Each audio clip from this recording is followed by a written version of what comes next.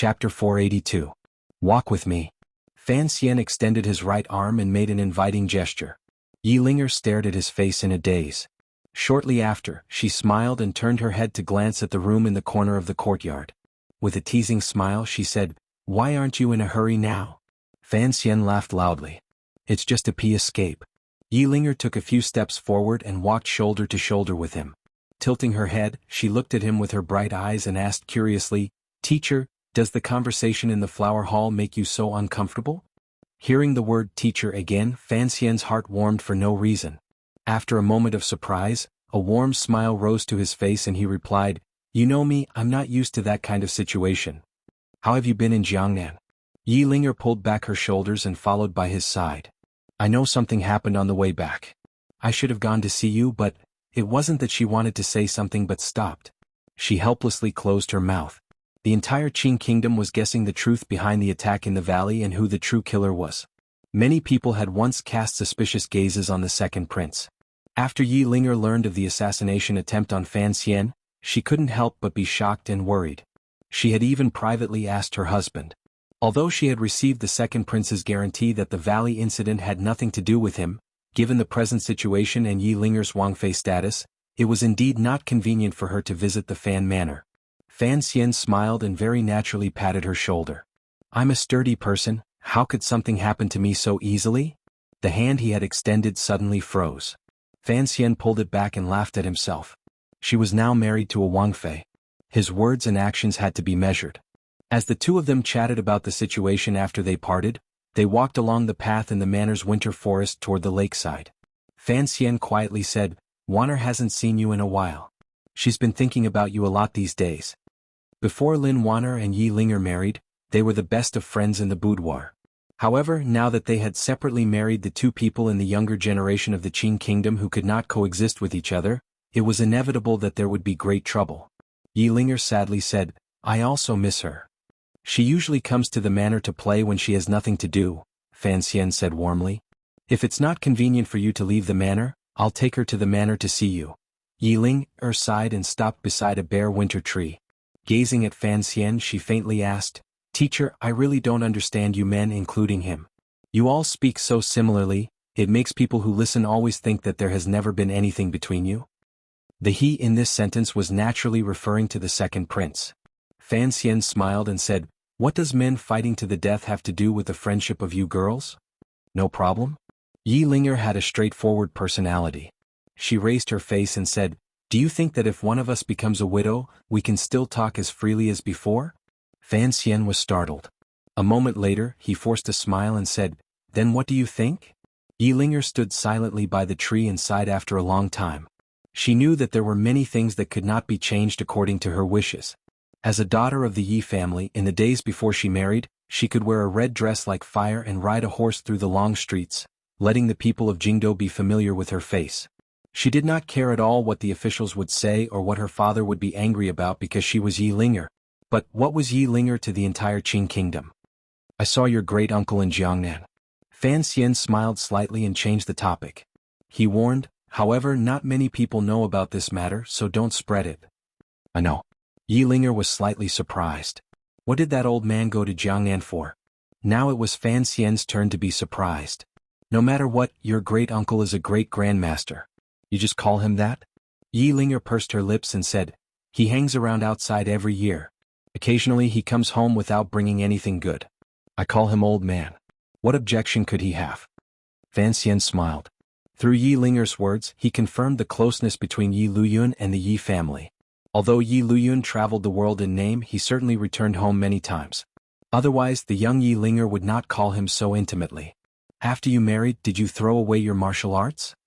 Fan Xian asked quietly. Yi Linger chuckled. She didn't know whether or not her teacher was preparing to test her. But under the current circumstances, Fan Xian still didn't keep his distance to avoid her. This put her in a good mood and her eyes shone with eagerness. Fan Xian pretended not to see this expression. He minded his own business and left the lonely winter tree, walking toward the side of the lake in front. The two of them had already made a large circle and arrived at the other corner of the cold lake. They could faintly see a corner of the flower hall not far away hidden by the winter tree. With a swoosh, a gust of cold wind came from behind him. It quickly and sinisterly stabbed toward the back of Fan Xian's ear. Fan Xian did not turn his head. He shrugged his right shoulder. The tyrannical Jinqi in his body flowed along the increasingly wide meridians and surged into his right arm. It urged his right arm to naturally struggle. He waved his palm backward. His 5 slender fingers became 5 broken branches. They transformed into a number of afterimages. With incomparable speed and clarity, they tapped on the gust of cold wind behind his head. With a series of crisp smacking sounds, the object in the gust of cold wind was knocked down for no reason. However, Yi Linger's reaction was very fast. She threw a punch straight toward the back of Fan Xian's head. Fan Xian did not dare to be careless. With a turn of his toes, his entire body spun around. His palms naturally flipped and blocked in front of him. It was as if 2 large doors had suddenly been erected in front of him, completely blocking the wind from Yi Linger's fist. Immediately after, his feet paused. His knees bent slightly and he forcefully twisted the noiseless kick from below. With a series of thuds, the battle was declared to be over. Fan Xian and Yi Linger stood by the lakeside. Their fists and palms intersected. Their legs were also locked together. This posture looked somewhat ambiguous. Fan Xian felt the bouncing sensation from the side of his knees. Very naturally, his heart swayed slightly, and a few other feelings arose. He coughed and separated from Yi Linger. He smiled and said, "Still too slow." Yi Linger unwillingly withdrew her unsheathed knife and said, "That's because you were too fast." Fan Xian's gaze unintentionally lowered. He looked at the cute embroidered cotton boots on Yi Linger's feet. He imagined that if he had moved a little slower earlier, that little foot would have kicked his lower abdomen. Presumably it would not have felt good. "In the future, don't use this kind of trick. It will ruin your future generations," he teased. Yi Linger huffed and said, "Master said that the so-called little tricks are just the 3 words shameless. No wonder this kick didn't hit you. Only now do I understand. You like to use these kinds of sinister tricks. Of course you can guess my next step." Fan Xian was speechless. When the 2 of them had fought earlier, Yi Linger had used Fan Xian's little tricks. What Fan Xian had used was the Yi family's coffin breaker, the simplified version of Great Grandmaster Ye's flowing cloud Sansho. Although Yi Linger was a rare 7th-level ace among women in front of him, she had no room to show off. Yi Linger suddenly asked in confusion, "Master, although that stab from behind was a feint, why did you dare to use Sansho to directly deflect it?" Fan Xian glanced at her and laughed unhappily. "Since it was a test, of course you wouldn't use any poisoned weapons. What was I afraid of? Also, your little tricks weren't vicious enough. In the end, your fists and palms were restrained, and the hairpin on your head could also be used to kill people." Yi Linger glared at him. "Then wouldn't it all be gone? This is the great prince's manor. Where am I going to find a servant girl to comb my hair?" Fan Xian laughed loudly and said, "Then there's still a mouth left that can bite people. Is my master a big dog?" Yi Linger was a little angry. "As a master, don't you know how to be a little more lenient?" Fan Xian looked at the stubborn girl and couldn't help but think of 2 years ago on the streets of the capital, when he had broken her nose with his fist and made her squat on the ground crying. He laughed happily. After a moment he suddenly opened his mouth. "In the future don't call me master. Although I have no objections, you are, after all, a princess." The matter of Yi Linger and Fan Xian calling each other master and disciple was in fact well known to all the nobles in the capital. They treated it as child's play and didn't pay it much attention. Even Yi Zhong himself had never raised any objections. But now that the situation had changed and Yi Linger's status was even more noble, Fan Xian's suggestion was a matter of course. Yi Linger didn't like it and said in a huff, "So what if I call you master? If that doesn't work, then you can call me master. In any case, the Yi family Sansho cannot be taught to outsiders." Fan Xian stopped and smiled bitterly. He knew that Yi Linger was speaking the truth. He had learned the coffin breaker from her, and he had truly taken advantage of her. He couldn't say anything more to distance himself from her. The 2 of them walked along the lakeside. Ever since Yi Linger had become a princess, she had never had the opportunity to go out in public and fight with others for fun. Today she had occasionally fought with her master. Although it was only for a moment, she was still unusually excited. With great difficulty she calmed her emotions. After a moment she suddenly said, "Master, my father has also returned to the capital." Fan Xian was startled. He understood what she was reminding him of. "The people in the old military all hate you now." Yi Linger looked at him with a not quite there smile. Fan Xian shook his head and smiled bitterly. No matter how valiant his power was, as long as the military still stood against him and the Yi and Qin families were still alive, he would not be able to deal a fundamental blow to the second prince. He would also not be able to completely eliminate the second prince's strong desire to take the throne. Yi Zhong had only returned to the capital to report on his duties, but he, as well as Yi Luyun behind him, had already become the second prince's pillars because of his relationship with Yi Linger. It's not easy to stop for a few days. I don't want to hear any more bad news from your mouth. Yi Linger was silent for a moment and then said seriously, Master, no matter what, I am still a lady of the Yi family. I will stand on my father's and his side. Fan Xian paused and thought for a long time. He then said very seriously, that is something that should be done. Believe me, I am speaking from the bottom of my heart. A glimmer of sadness appeared in Yi Linger's eyes. She knew that Fan Xian's words came from the bottom of his heart. She also knew that it was difficult for their positions to soften. You see, the ice on the surface of the lake will eventually melt. Fan Xian suddenly smiled and said, Who says the matters of this world are so certain? Yi Linger's face broke into a smile. Her eyes emitted a clear and joyful light like jade. She nodded her head heavily. Not far across the lake was the flower hall with its windows open. It could be seen that a few people were chatting inside. Fan Xian pointed in that direction and teased Yi Linger beside him. We are strolling on this side of the lake. It is really not proper. If the people in the pavilion saw us, who knows what they would say. Although the customs of the Qin kingdom were open, it was not appropriate for men and women to be alone. Yi Linger looked slightly embarrassed. Fan Xian continued to tease her. Do you think the second prince is already exploding with anger? And he still has to maintain that shy and calm smile on his face? Don't forget, you also smile like a ghost every day. Yi Linger was angry. Also, think about what Wanner is thinking.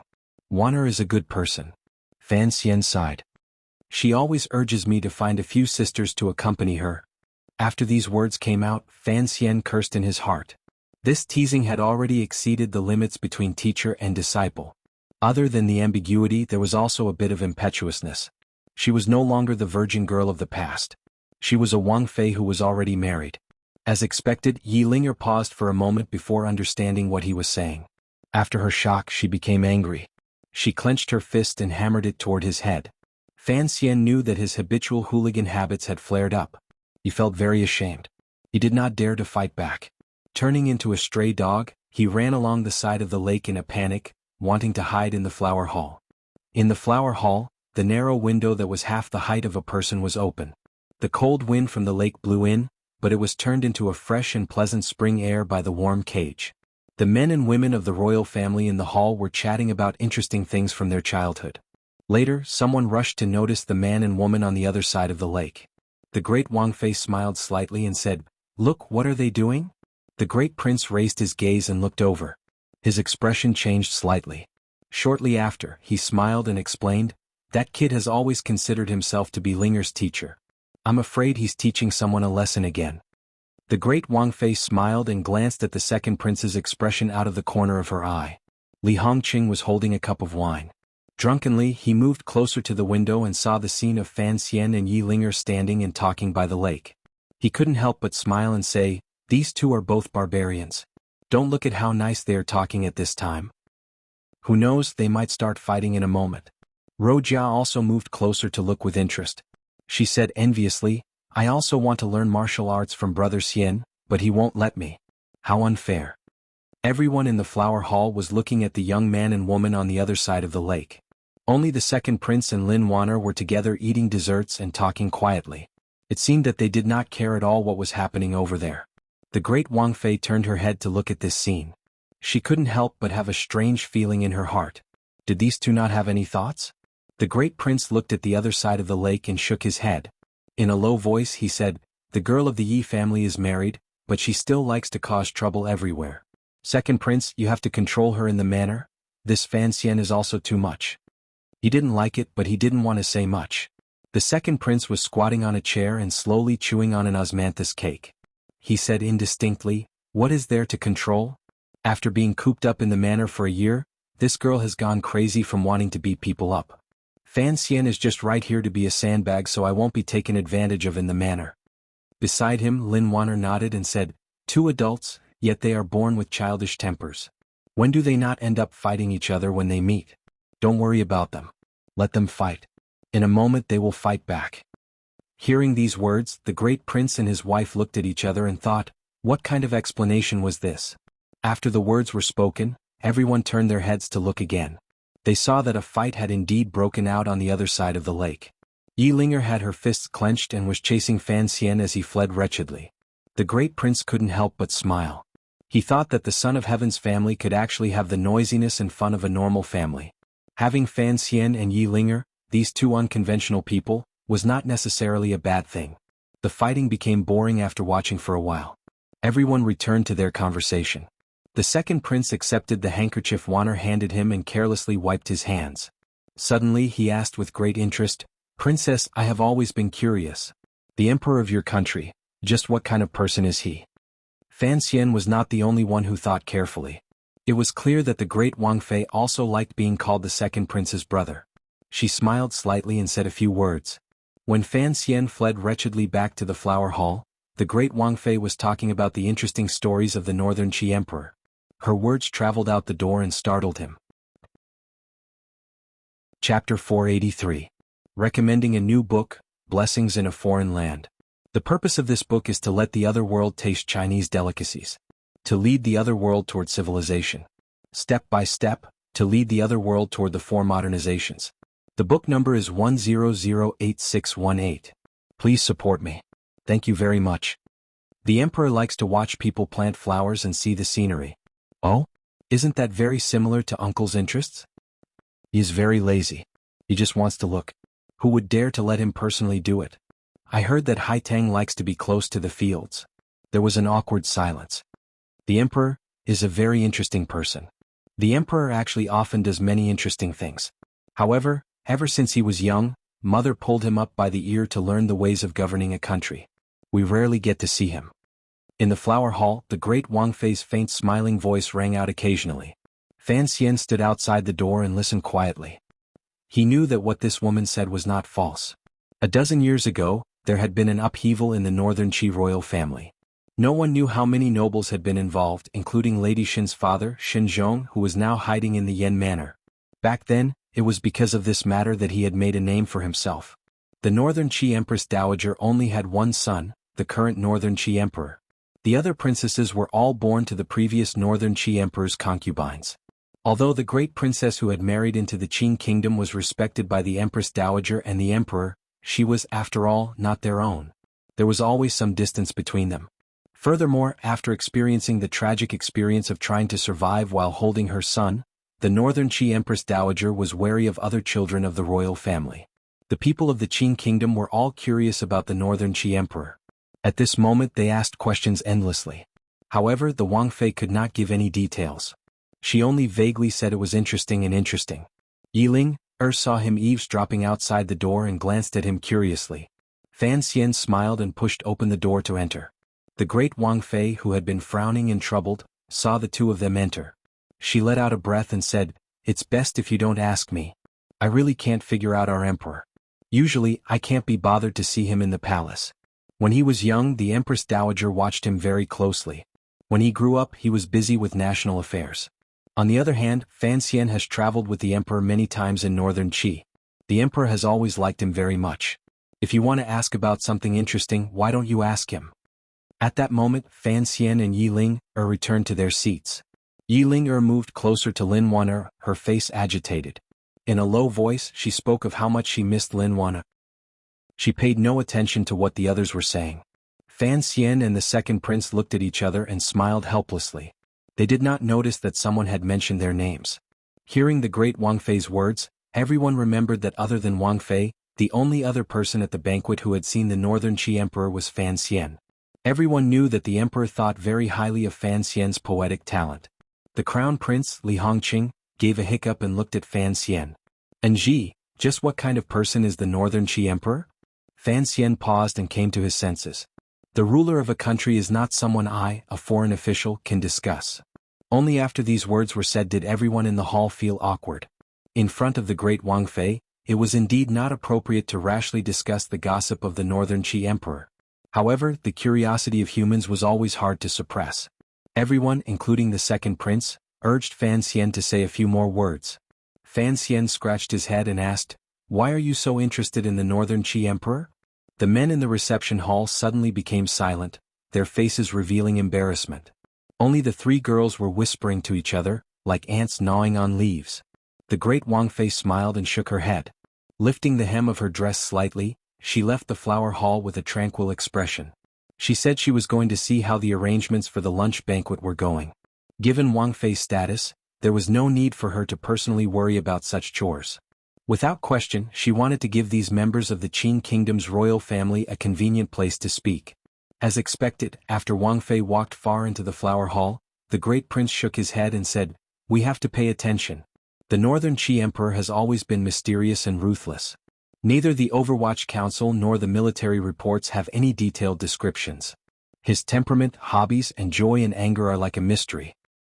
So what?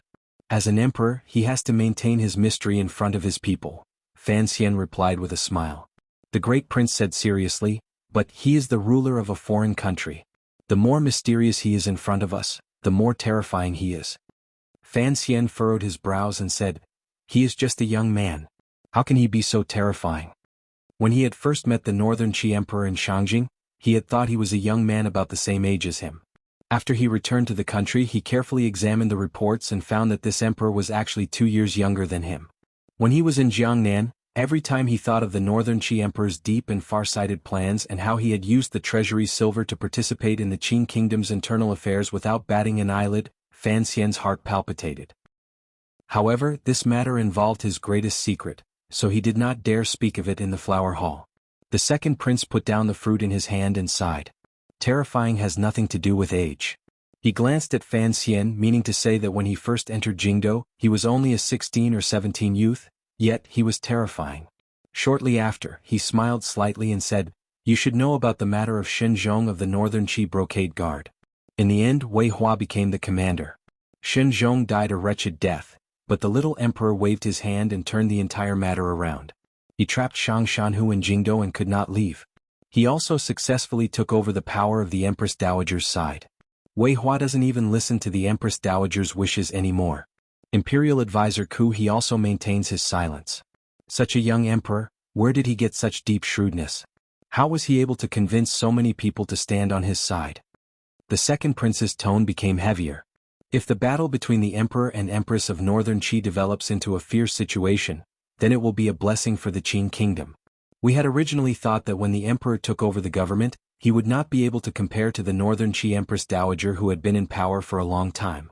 In the end, given the young people's violent temperament, I'm afraid that the Northern Qi court would fall into chaos. Who would have thought that this little emperor would quietly take back power in his hands? This kind of method is truly terrifying. Fan Xian fell silent. He was very clear about the inside story of Xinzhong's death. He had even suggested this matter to the Northern Qi Emperor through Haitang's mouth. The atmosphere in the flower hall was slightly tense. The three girls knew that the men were talking about national affairs, so they tactfully kept their mouths shut. The crown prince, Li Hongqing, no longer had any excess drunkenness in his eyes. He furrowed his brows and said, "The Northern Qi Emperor is the ruler of a country. He does not like women, nor does he have any bad habits. He is clear-headed and self-controlled. This kind of person is the most terrifying. In the future, if the Qin Kingdom wants to send an army north, the first thing to consider is not the strength of Northern Qi, but the nature of the ruler of Northern Qi. If the Northern Qi Emperor does not fall into chaos, there is nothing we can do on our side." After these words were said, the great prince and the second prince both nodded. Fan Xian's heart jumped slightly. Looking at this scene, he felt astonished. He was shocked by the serious expressions of the three royal disciples. For a moment he couldn't speak. Only now did he understand that for him, Northern Qi was only a partner. For the nobility of the younger generation of the Qin Kingdom, Northern Qi was destined to be flattened and swallowed up by the Qin court. The Qin Kingdom loved martial arts. The people of the previous generation had already conquered a large piece of land. What was left to the people of the new generation was the large but not rigid Northern Qi. This was a fanaticism that was deeply rooted in the blood. Regardless of whether it was the great prince or Li Hongqing, neither could shake off this fanaticism. Even a gentle and solemn character like the second prince could not forget attacking Northern Qi. The Qin Kingdom was powerful and had maintained the momentum of attack for 30 years. For the people of the Qin Kingdom, this was no longer a problem to consider. The only thing they needed to consider was when to attack Northern Qi. So, what kind of person the Northern Qi Emperor was a very important matter for the three royal disciples in the hall. Looking at the second prince's thoughtful expression, it was clear that to be able to unify the world was the ultimate goal of the Qing kingdom. It could even temporarily suppress his anxiety about the dragon chair. Everyone says that the Northern Qi Emperor does not like women, but last time he specifically wanted to swap Sea Lily back to Northern Qi. And Ji, you were the envoy last time. Did you discover any details in Shangjing? The great prince asked seriously. Fan Xian slowly said after a moment, it is true that he does not like women. In the vast royal palace, there are only a few secondary concubines.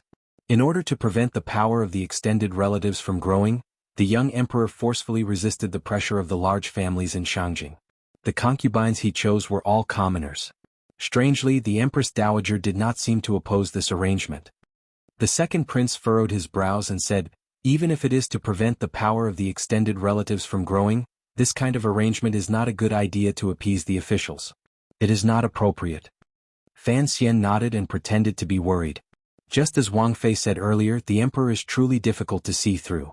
He is clearly right in front of you, but I always feel that there is a very clever disguise on him. Li Hongqing laughed. Come on, the emperor has been very honest with you. Earlier you said you were a foreign official. I don't think the Northern Qi people see you as a foreign official. Otherwise, after the assassination, why would they send a letter of credence to Jingdo to protest? The great prince shook his head angrily. The Northern Qi people have bullied me too much. They actually played such a trick. Fan Xian smiled bitterly. Your Highness, this matter has nothing to do with me. Speaking of the assassination, the second prince was not at all embarrassed. With a selfless and open-minded appearance, he teased Fan Xian. Of course, this matter has nothing to do with you. Putting aside the fact that you are a Qing person, Northern Qi only wants to provoke you. Even if the little emperor likes you and pulls you to Northern Qi, would he marry his sister to you? At this moment Yi Ling interrupted, I think that might be the case. Fan Xian was born with a good appearance, and the Northern Qi Emperor is a fanatic of him. With these words, the serious discussion became a joke. Fan Xian's lips curled into a smile and he calmly watched the conversation between the men and women. They talked about interesting things in the palace. Fan Xian didn't know much about them. Gradually, he had the illusion of being excluded from the atmosphere. Speaking of which, before he entered Jingdo, the men and women in the flower hall had watched each other grow up. The relationship between the younger generation of the Qing royal family had always been good. He had always been an outsider. However, Fan Xian did not immerse himself too much in these emotions. Because of the discussion earlier about the Northern Qi Emperor, he sank deep into thought. He faintly felt that he was about to catch on to something mysterious. In his mind, he went through the circumstances of his meeting with the Northern Qi Emperor in Shangjing in detail. He then carefully reviewed the year and a half, the tacit cooperation between him and the Northern Qi Emperor. Complemented by the Northern Qi Emperor's aesthetic tastes and the little details of his life, a light gradually almost rushed out of his mind. However, it couldn't rush out. Fan Xian was still in a daze amidst the faint fragrance. The people beside him had all quieted down and looked at him, but he still hadn't noticed. Fan Xian abruptly realized he had lost composure. He smiled awkwardly and unconsciously said, Smells so good. Smells so good. A faint fragrance filled the flower hall. Fan Xian was slightly dazed, and it was as if there was some kind of magic at the tip of his nose that made him dazed again. This fragrance was actually very light and elegant, but for him, it was very rich and it was so shocking. Turning his head, he saw that the great Wang Fei had long returned. She had already changed clothes. Fan Xian forced a smile and asked, Where did the fragrance come from? The great Wang Fei was slightly surprised. Shortly after, she smiled. I didn't think that not only are you exceptionally intelligent, but your mind and nose are also so exquisite. I've worn this fragrance bag for a year, and the prince has never smelled it. Today I've just put it on and you smelled it. Everyone looked at Fan Xian curiously. Yi Ling sniffed but didn't smell any special fragrance. It was just that the incense burning in the flower hall was swept by the cold wind on the lake. It was very faint. Isn't it incense? Yi Ling asked curiously. Wang Fei smiled and said, Of course it isn't incense. She took out a small and exquisite fragrance bag from her waist and said, I brought it from Shangjing. Fan Xian had a strong urge to hold the fragrance bag in his hand and sniff it carefully. However, the fragrance bag was something a woman wore close to her body. It had a deep meaning. No matter what, he could not make such a request. Hearing Wang Fei's words, his expression had already calmed. He smiled and said, "They've never been to northern Qi, so they can't smell this faint fragrance. I've been there. No wonder I can smell it." Wang Fei smiled and shook her head. "I bet you've also never smelled it. You've been to the royal palace in Shangjing. Have you been to the back of the mountain?" Fan Xian nodded. Wang Fei said, "What's in this fragrance bag is a golden osmanthus flower. The golden osmanthus flower is on the mountain. There should only be one in the entire world. This golden osmanthus flower's fragrance is very faint. If one didn't pay attention, one wouldn't be able to smell it no matter what." Fan Xian smiled and said, "When I went up the mountain, I only stayed for a short while in the pavilion by the stream. I didn't see this rare golden osmanthus flower. It grows on the summit of the mountain." The great Wang Fei smiled and said, "It's an isolated species that the imperial advisor personally transplanted from the northern lands. Additionally, the fragrance isn't very strong, so no one has ever collected its stamen and used it as a fragrance bag. Thus, I dare to say that even if Sir Fan Jr. had stayed in the palace, you still wouldn't have smelled it." Fan Xian asked in surprise, "Then Wang Fei, your fragrance bag?" Everyone was a bit confused. Why was Fan Xian constantly thinking about this fragrance bag and constantly asking about it? Fan Xian was also afraid of giving himself away, so he smiled and explained, "I like this fragrance. I want to give one to Wan Er." Lin Wan Er smiled slightly. She knew that her husband was certainly not thinking like this. However, the bystanders did not understand. The great imperial prince said disapprovingly, "How can a man put his mind on these women's matters?" The great Wang Fei glared at him and said, "To be able to mount a horse and embroider flowers, that is a true man." The great prince immediately closed his mouth. The great Wang Fei turned toward Fan Xian and smiled. "I'm afraid it won't be easy for you to give one to Princess Qin. No, it may not be easy for other people, but you have the chance. Write a letter to the emperor and ask for it." This emperor was the emperor of northern Qi. Fan Xian smiled warmly and said, "Was the one on princess's body also bestowed by the emperor of your country?" "Yes." A trace of homesickness appeared in Wang Fei's eyes. She lightly said, "In the past in Shangjing, only the emperor wore a fragrance bag with golden osmanthus flowers. He said he liked this kind of light and refreshing smell. The night before I left the capital, the emperor bestowed the fragrance bag he always carried on his body to me so that I could remember the taste of my homeland in the south." The atmosphere in the flower hall became slightly sentimental because of Wang Fei's light words. Fan Xian's gaze flashed across the fragrance bag. He smiled and didn't say anything more. After eating and chatting in the great prince's manor, it was already dusk. During this time, under the great prince's arrangements, Fan Xian and the second prince had another deep conversation in the study. However, the two of them in Baoyue brothel had already talked deeply enough. Presently, the second prince had the Yi family and a great grandmaster behind him, so he would not retreat even half a step. Although Fan Xian knew that his situation was as the second prince had said, that he appeared to have as much power as a mountain, in reality, he was as precarious as a pile of eggs. However, he was in the world and had no choice. Even if he wanted to withdraw and retreat, it was impossible. At least, the Qing emperor would not allow it. The second prince gave him one last deep glance and slowly said, "Enji, there is something I must remind you of. Without question, you are the biggest troublemaker in Qing Kingdom these 2 years. You know what happened back then. Why did father allow you to live and grow up in Danzhou and not simply clean up all the trouble?" Fan Xian lowered his head slightly and thought that the second prince was indeed a powerful figure who was very good at persuading people. If one did not consider Uncle Wu Zhu's threat to the emperor, the Qing emperor's secret protection of his growth could only mean one thing. Although the emperor was heartless, he would always have some pity for his children. "Father would not allow us brothers to do anything too intense." The second prince looked at him and said quietly. The second prince looked at him and quietly said, "But for you, if the situation cannot be intensified, you can only sit and watch the water flow east. The situation is worsening day by day. This is where your problem lies." Fan Xian smiled slightly and thought that the situation was about to intensify. If he wanted to protect everything he had, it would require other people to bear an unbearable price. Regardless of life and death, Fan Xian looked at the second prince and said seriously, regardless of life and death had 2 layers of meaning. One was that life and death had to be distinguished. The other was that it was only about fighting and did not involve each other's lives. The second prince raised his hand and gave Fan Xian a light clap. In the afternoon, the Overwatch Council suddenly sent news saying that there were strange movements in Shi Lake. The military intelligence had already been sent to the Bureau of Military Affairs. The palace summoned Fan Xian for an audience. As the commander of the imperial army, the great prince had no choice but to leave. The second prince and Li Hongqing could still stay in the manor. Fan Xian had his wife and Yi Ling talk a bit longer. He left the manor alone and sat in his own carriage. Without waiting for the great prince, he ordered the carriage to slowly move along the snow-covered streets of Jingdo. The matter in Shi Lake was not urgent. It would take at least a month for news to travel between the two places. There was no need to rush into the palace at this time. Fan Xian needed time to digest what he had encountered today. The black carriage circled a few times on the streets of Jingdo and drove onto a relatively quiet street. Sitting in the driver's seat, Teng Zijing watched his surroundings cautiously. There were unremarkable secret agents in disguise around the front, back, left and right of the carriage to ensure Fan Xian's safety. Fan Xian closed his eyes and leaned against the back of the chair in the carriage. His face was slightly pale and the corners of his lips were dry. That faint scent of osmanthus, so that night scent was the scent of osmanthus. He thought of that night, that temple, that field, and the belt he hadn't had time to tie properly.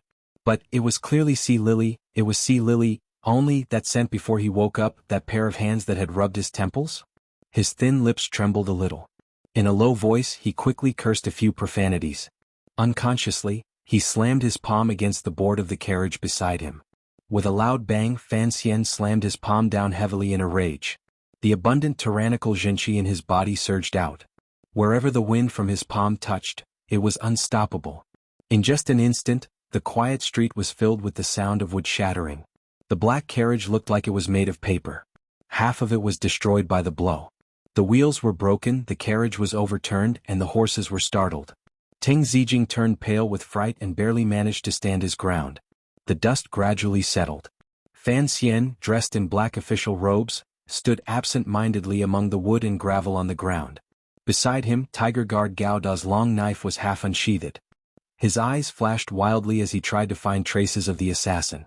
7 or 8 swordsmen of the 6th Bureau were scattered around, gripping the metal drills at their waists tightly. The crossbows in their left hands were aimed at the outside. Chapter 484. Also, it is the end of the month. As usual, I extended my hand sincerely to ask for a monthly ticket. Yesterday I really didn't peep at anything. I just watched everyone laugh and I was also very happy. At the beginning I was going to write this part to make it more interesting and then reveal the truth. I was afraid the plot would be too slow. Everyone knows that I have always been very long-winded. It is a bad habit that is difficult to change. I heard that the tickets for May will double. I am here to reserve tickets for next month. Please vote for me tomorrow. However, there may be an annual meeting next month. After the meeting I will have to go far away. The updates may be a bit messy, so I am here to report to everyone. Gao confirmed that there were no enemies around. Somewhat dejectedly, he returned the long knife to its sheath. The blade scraped against the opening of the sheath with a dry ringing sound. The black-robed swordsman of the 6th Bureau beside him and the secret agents disguised as passers-by not far away reported back at almost the same time. There was nothing strange. Fan Xian's subordinates stared at him with a strange gaze. They didn't know what had happened in the carriage in that instant. Teng Zijing cleared out the wood and gravel wheels in front of him and carefully prepared to help him up. Fan Xian shook his head and waved his hand to indicate that he was fine. Only then did he realize that his subconscious anger had brought so much rubbish to this quiet long street, and also brought so much trouble to his subordinates. Gao carried the long knife on his back and walked to his side. In a small voice he asked, "Sir, what happened?" "Nothing." Fan Xian laughed bitterly and raised his foot to walk forward. The Overwatch Council was very efficient. Before long, another brand new black carriage came from the corner of the street and stopped in front of everyone. Teng Zijing rubbed his legs, which had gone soft from the fright.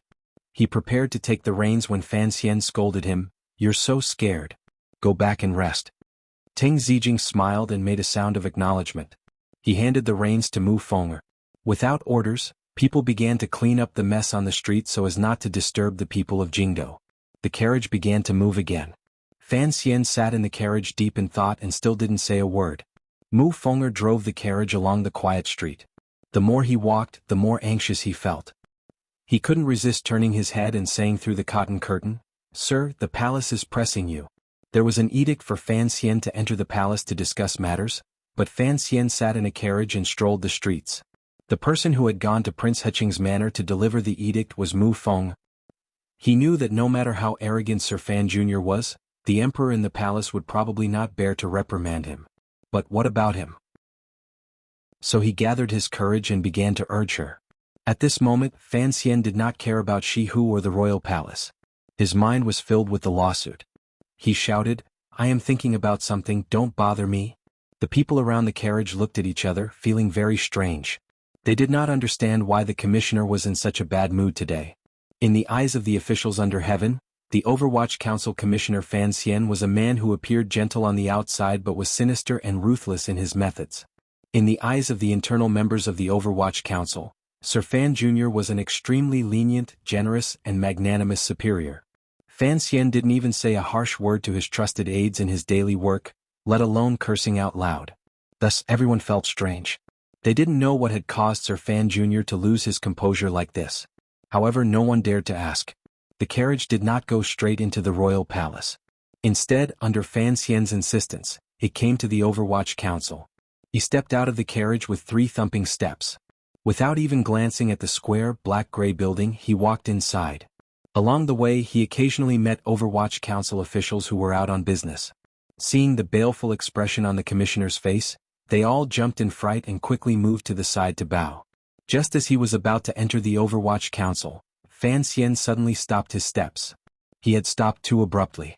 Gauda and Mu Feng'er, who were behind him, did not react in time and almost bumped into each other. Fan Xian didn't look at them. He only twisted his neck and turned his head to the back, trying his best to reach out. It was as if he wanted to see something strange behind him. For a person to want to turn their head to look at their buttocks was a very difficult action. Even with the agility of a 9th-level ace like Fan Xian, he still found it difficult. His neck was a bit sore. His body naturally reacted and began to circle where he stood. It was as if the buttocks covered by the black official robes were ashamed to meet his gaze and were trying their best to escape. Turning his head to look at his buttocks, he circled where he stood. Circle after circle. Fan Xian's action was truly too preposterous and comical. This was the front door of the Overwatch Council. He was the high and mighty commissioner of the Overwatch Council, yet he was like a cat endlessly circling in a vain attempt to see his tail. To the side, Gauda and Mu Feng'er watched this scene with their mouths wide open. The corners of their eyes began to twitch. They were speechless. They wanted to laugh but didn't dare. They didn't know what Fan Xian was playing at. The officials inside and outside the front door of the Overwatch Council were also in a daze as they watched this scene. They all turned into countless clay statues and watched dumbfoundedly as the commissioner spun in circles. However, it was completely silent. The valiant nerves of the Overwatch Council officials allowed them to maintain their silence. They didn't know if the commissioner, who had suddenly become crazy, was testing them or not. With great difficulty, Gauda closed his lips and looked at Fan Xian. He wondered if the young master had been with the young master of the Lin family for too long and had also become somewhat stupid. Fan Xian suddenly stopped his whirling dance and stood where he was. Although he had only spun a few times, for the people at the side who saw this scene, the few circles of time made them feel as if a day had passed like a year. Fan Xian stood where he was in a daze. He then suddenly extended a finger to point behind him and asked Gauda, "Has my walking posture ever changed?" No. Gauda shook his head in confusion. Fan Xian's heart calmed slightly. He sighed and scratched his head. He then said, "I also feel that everything is normal." Gauda and Mu Feng'er didn't understand. Fan Xian suddenly shivered and furrowed his brows in disgust. Wiping his sweaty hands carelessly in front of his robes, he walked into the courtyard. After the figures of the 3 of them disappeared from the great hall of the front door of the Overwatch Council, the Overwatch Council officials who had turned into clay statues came back to life. They all felt that it was absurd. They looked at each other and saw the mirth in each other's eyes. A wave of discussion suddenly rang out. Fan Xian didn't know that his loss of composure had brought endless topics of conversation to the Overwatch Council subordinates on this boring winter day. He wasn't in the mood to pay attention to these questions. He directly entered the secret room and didn't greet the confused Yan Bingyun. Instead, he had him bring over the Northern Intelligence files for this year and a half. The second bureau moved quickly. In less than 15 minutes, the small mountain of Northern Intelligence files had been piled on the table in the secret room. Fan Xian waved his hand and rudely asked Yan Bingyun to leave. Yan Bingyun furrowed his brows. He could see that Fan Xian was uneasy. He walked out of the room and asked Gauda and Mu Feng'er in a quiet voice, but he didn't get any clues. One by one the dossiers were opened and closed. Fan Xian furrowed his brows and sank deep into thought. Most of these files involved stories and news from the royal palace in Shangjing. In the past, Fan Xian had already read most of the content, particularly the parts that involved the Northern Qi Emperor. They were the most important to him. In the past, it had been very difficult to analyze the Northern Qi Emperor's personality from these messy and disorderly intelligence reports. Now, Fan Xian already had his own guesses and judgments about the Northern Qi Emperor. It was much easier to find clues based on this. It was always easier to make bold assumptions and carefully verify them. With a goal in front of him, it was always easier. In a moment, Fan Xian had, through his own guesses, strung together the countless details in the old files and gradually approached that absurd truth. The truth that was enough to shock the world, make countless people's heads fall to the ground, and make Fan Xian depressed and uneasy. It was written clearly in these files that the Northern Qi Emperor had been raised by the Empress Dowager. Even his personal nannies had never been changed. For a dozen years, it had always been the same two people. For an emperor to only have 2 nannies and very few serving girls, it was truly a far cry from Northern Qi's extravagant style. The Northern Qi Empress Dowager's explanation was that, back then, the Wei Kingdom had toppled the country with grandiosity, so she had to teach the emperor to be accustomed to a simple and plain life from a young age. Everyone thought that the Northern Qi Emperor was not interested in women. Those 4 secondary concubines from ordinary families, at this moment in Fan Xian's eyes, it was enough to explain many things. Just as the second prince had said in Prince Heching's manner, for the ruler of a country, the harem was a marvelous weapon for stabilizing the balance of the court. Logically speaking, it was impossible for him not to make the children of the officials and court concubines. This was a somewhat stupid action, but Fan Xian only now knew that this was the mother and son. No mother and daughter in the Northern Qi Palace who had no other choice. If the Northern Qi Emperor married the daughter of an official but was never able to have sexual intercourse, this news would naturally spread to the nobility and cause some people to speculate. Furthermore, even if they could not have sexual intercourse, they would still have to sit across from each other and lie together. The daughters of the officials would always find something strange. Only by marrying the daughters of commoners could he completely control all of this. Even with the Qing Overwatch Council's all-pervasive intelligence-gathering methods, they still could not have a completely detailed description of the Northern Qi Emperor, much less any special characteristics of his body. This was enough to prove how strict the Northern Qi Royal Palace was in protecting the Northern Qi Emperor's body. All of this, under the circumstances that Fan Xian had made up his mind, pointed to a great secret that could not be announced to the world. Not marrying the daughter of an official and being so careful even when bathing, other than proving that the Northern Qi Emperor had something difficult to say, it also indirectly comforted Fan Xian a little.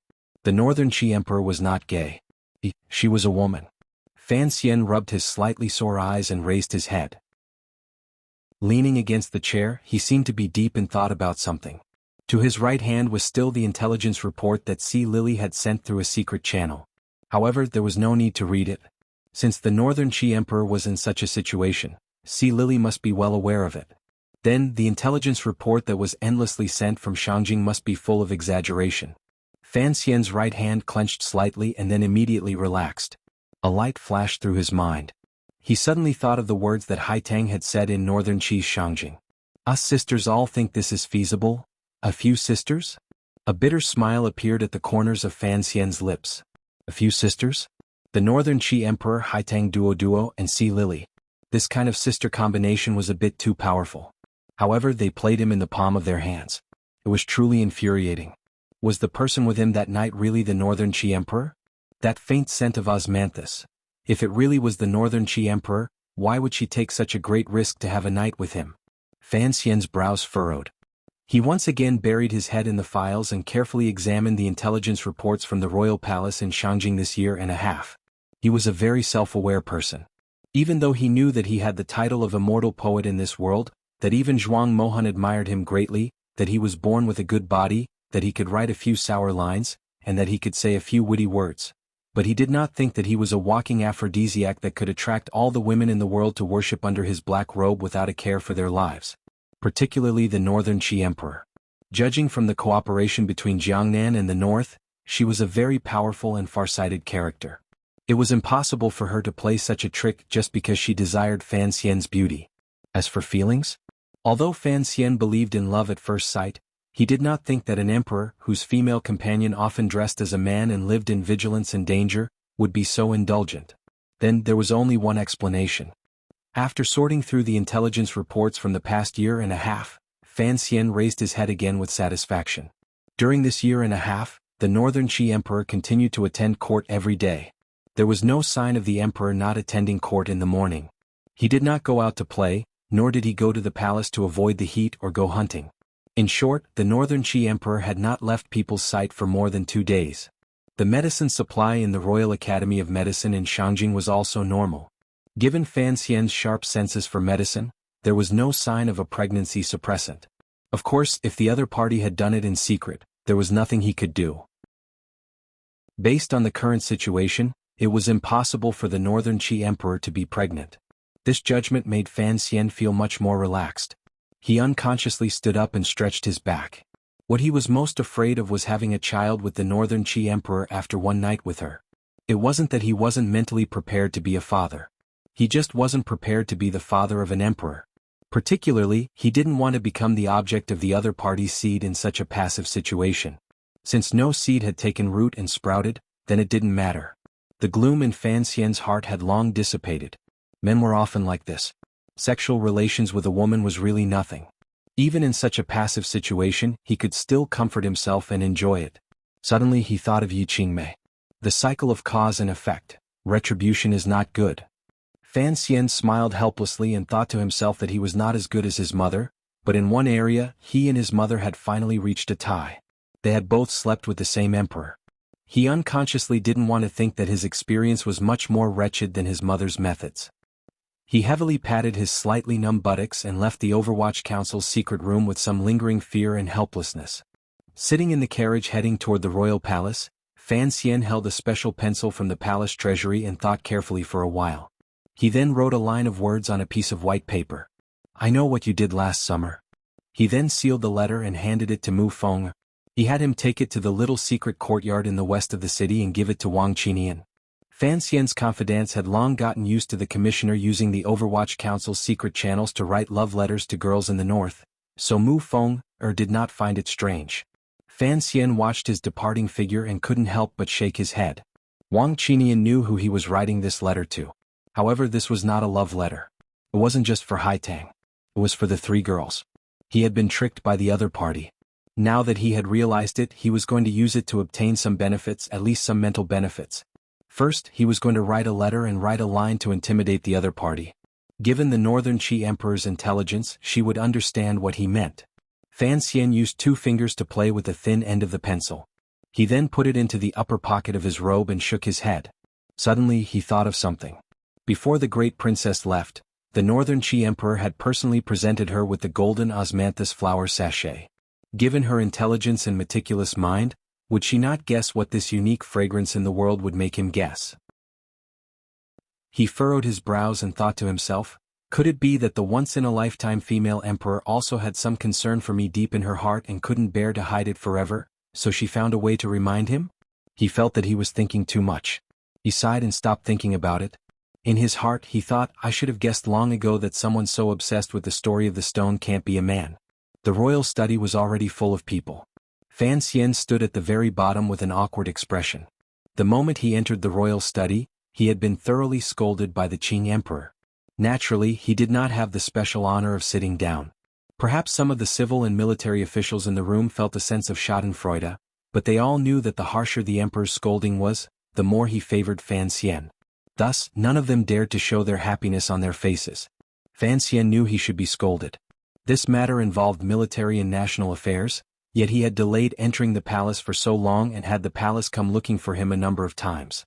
He did not know the gravity of the situation and disregarded national affairs. No wonder the emperor was so angry. However, in Fan Xian's view, although the matter he was investigating was a family matter, it was also a national matter. However, this matter could not be discussed with others. He could only keep it in his heart and not make a sound as he was scolded. Without a sound, he forgot to ask for forgiveness. Thus, the emperor's expression did not change for the better. With a cold huff, he left him in the cold. The emperor had summoned Fan Xian into the palace with the intention of finding an opportunity for him to come into contact with the Qin kingdom's higher-ups when it came to dealing with sudden incidents. He had the intention of teaching and advising him. Unexpectedly, Fan Xian had come so late. This made the emperor unhappy. The discussion had begun a long time ago. The initial decision was for Yi Zhong to lead the army 300 li to the west and suppress the restless nerves of Shihu. At the same time, the northern governor Yan Xiaoyi was to return north early to resist the arrogance of northern Qi's mighty general Shang Shanhu. There were also some specific logistics issues that Fan Xian didn't hear a word of. He only knew that the emperor had finally fulfilled his promise to him and sent Yan Xiaoyi away. As for Yi Zhong, Fan Xian unconsciously raised his head and saw a general sitting second to his right. This general was not tall. On the contrary, he was rather stout. His eyes drooped as if he had no energy. He only occasionally glanced at Fan Xian with a deep gaze. This was Yi Linger's father, the previous commander of the Jingdou garrison and the present governor of Dingzhou, Yi Zhong. Fan Xian gazed at him and smiled warmly. Suddenly he heard eunuch Yao reading the edict. He heard about the 7th year of the Qing calendar and so on. His heart jumped. Only now did he remember that it was already past the new year. The erotic story that happened in the little temple should have happened in the summer of the year before last and not last year. After the emergency meeting in the royal study ended, the emperor kept Fan Xian behind. He no longer scolded him angrily. He only stared at him. Fan Xian knew that he was in the wrong today. It was not good for him to continue acting tough. He forced a smile and asked for forgiveness. The emperor furrowed his brows and said, "Weren't you at Prince Heching's manor earlier? Where did you go afterward?" Fan Xian smiled and replied, "Something urgent suddenly happened in the council, so I rushed over to take care of it." The emperor said unhappily, "What matter can be more urgent than a border threat?" Fan Xian's expression didn't change as he replied, "It was news from the north. Shang Shanhu has received the edict and is heading south. He is already 300 li from Yanjing. However, he is not leading any soldiers." The emperor's expression relaxed slightly. "So that's how it is. It is already rare for the northern Qi emperor to use Shang Shanhu. However, he doesn't even dare to take out a mere 300 soldiers. It looks like his breadth of mind is only SOSO." Fan Xian thought to himself, "There are many people in this world who have been emperors, but there are few who are as perversely confident as you." Immediately after, the emperor asked a few more questions about the gathering at Prince Heching's manor. From his words and manner, it seemed that he was very satisfied with the great prince's actions. Fan Xian's heart trembled slightly. He knew that the second prince was right. Although the emperor had provoked his sons to fight, he still did not want them to suffer unacceptable losses. After saying a few more words, Fan Xian's unease was seen by the emperor and chased him out. Chapter 485. Because there's a rumor in World of Martial Arts that you can vote for a few more monthly votes. Because there's a rumor in World of Martial Arts that a single chapter has a great effect in getting monthly votes. That's why I'm here to pay my respects. Chapter 486.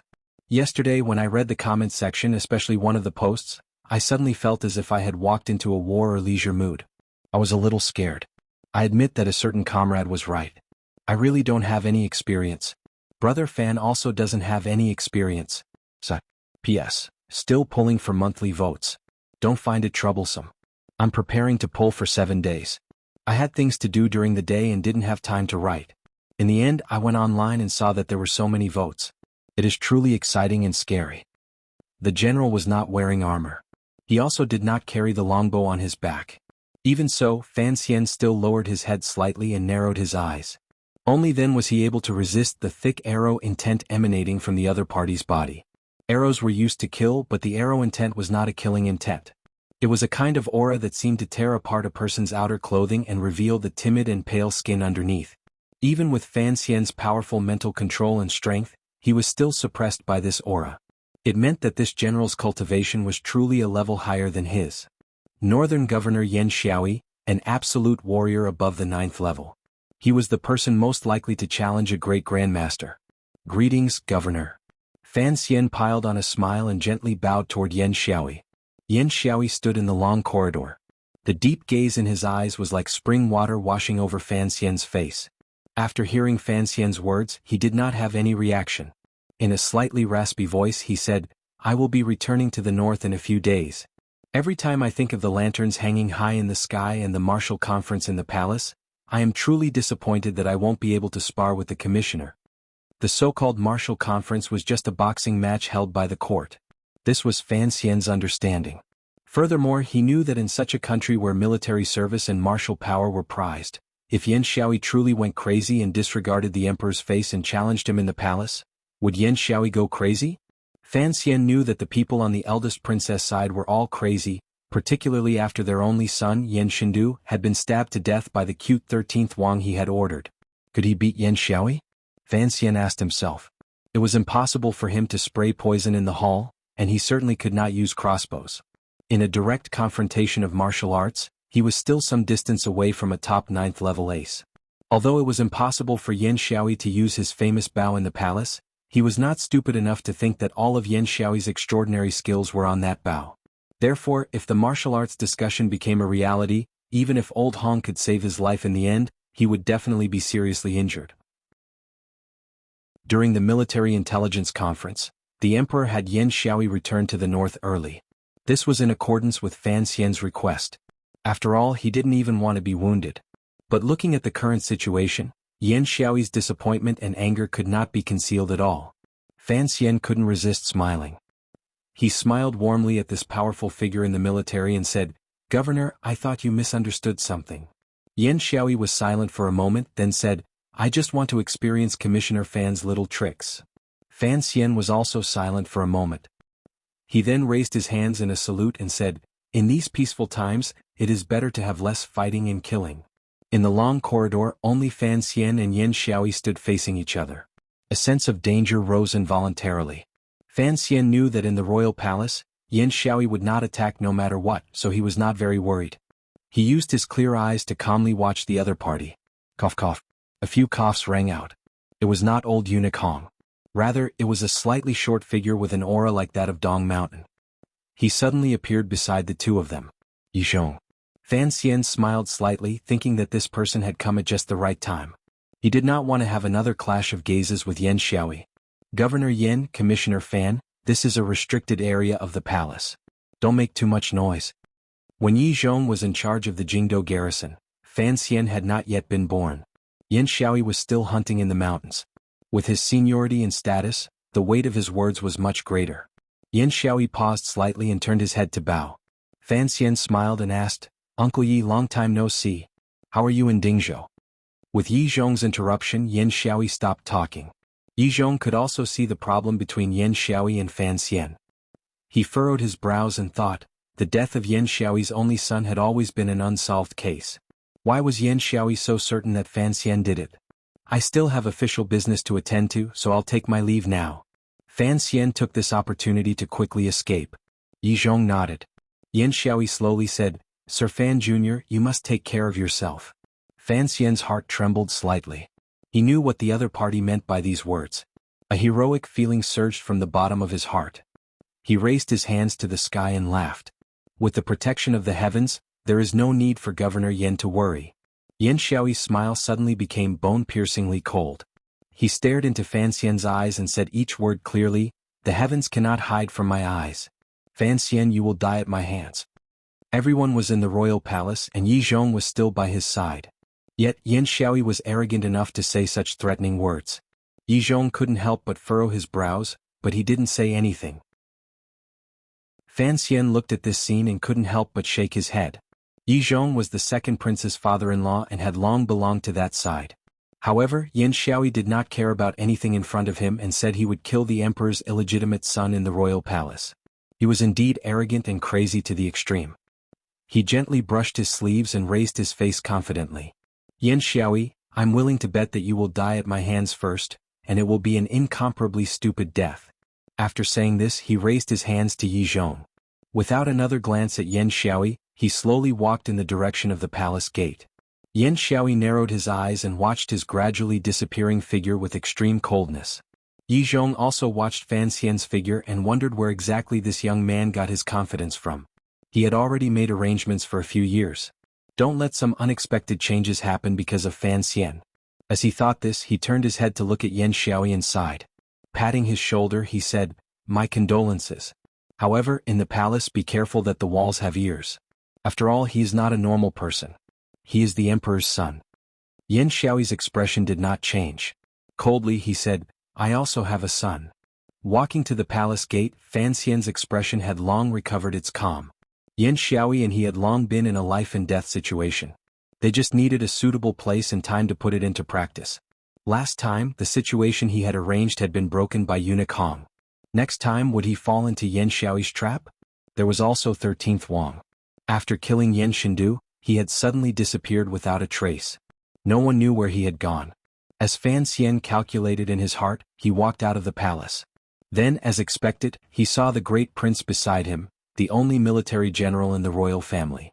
"What did you say to Yan Xiaoyi?" the great prince asked in a low voice beside him.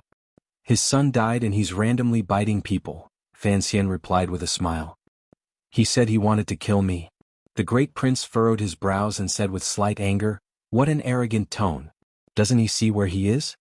Fan Xian thought for a moment and then said seriously to the great prince, "Yan Xiaoyi's intention to rebel is set.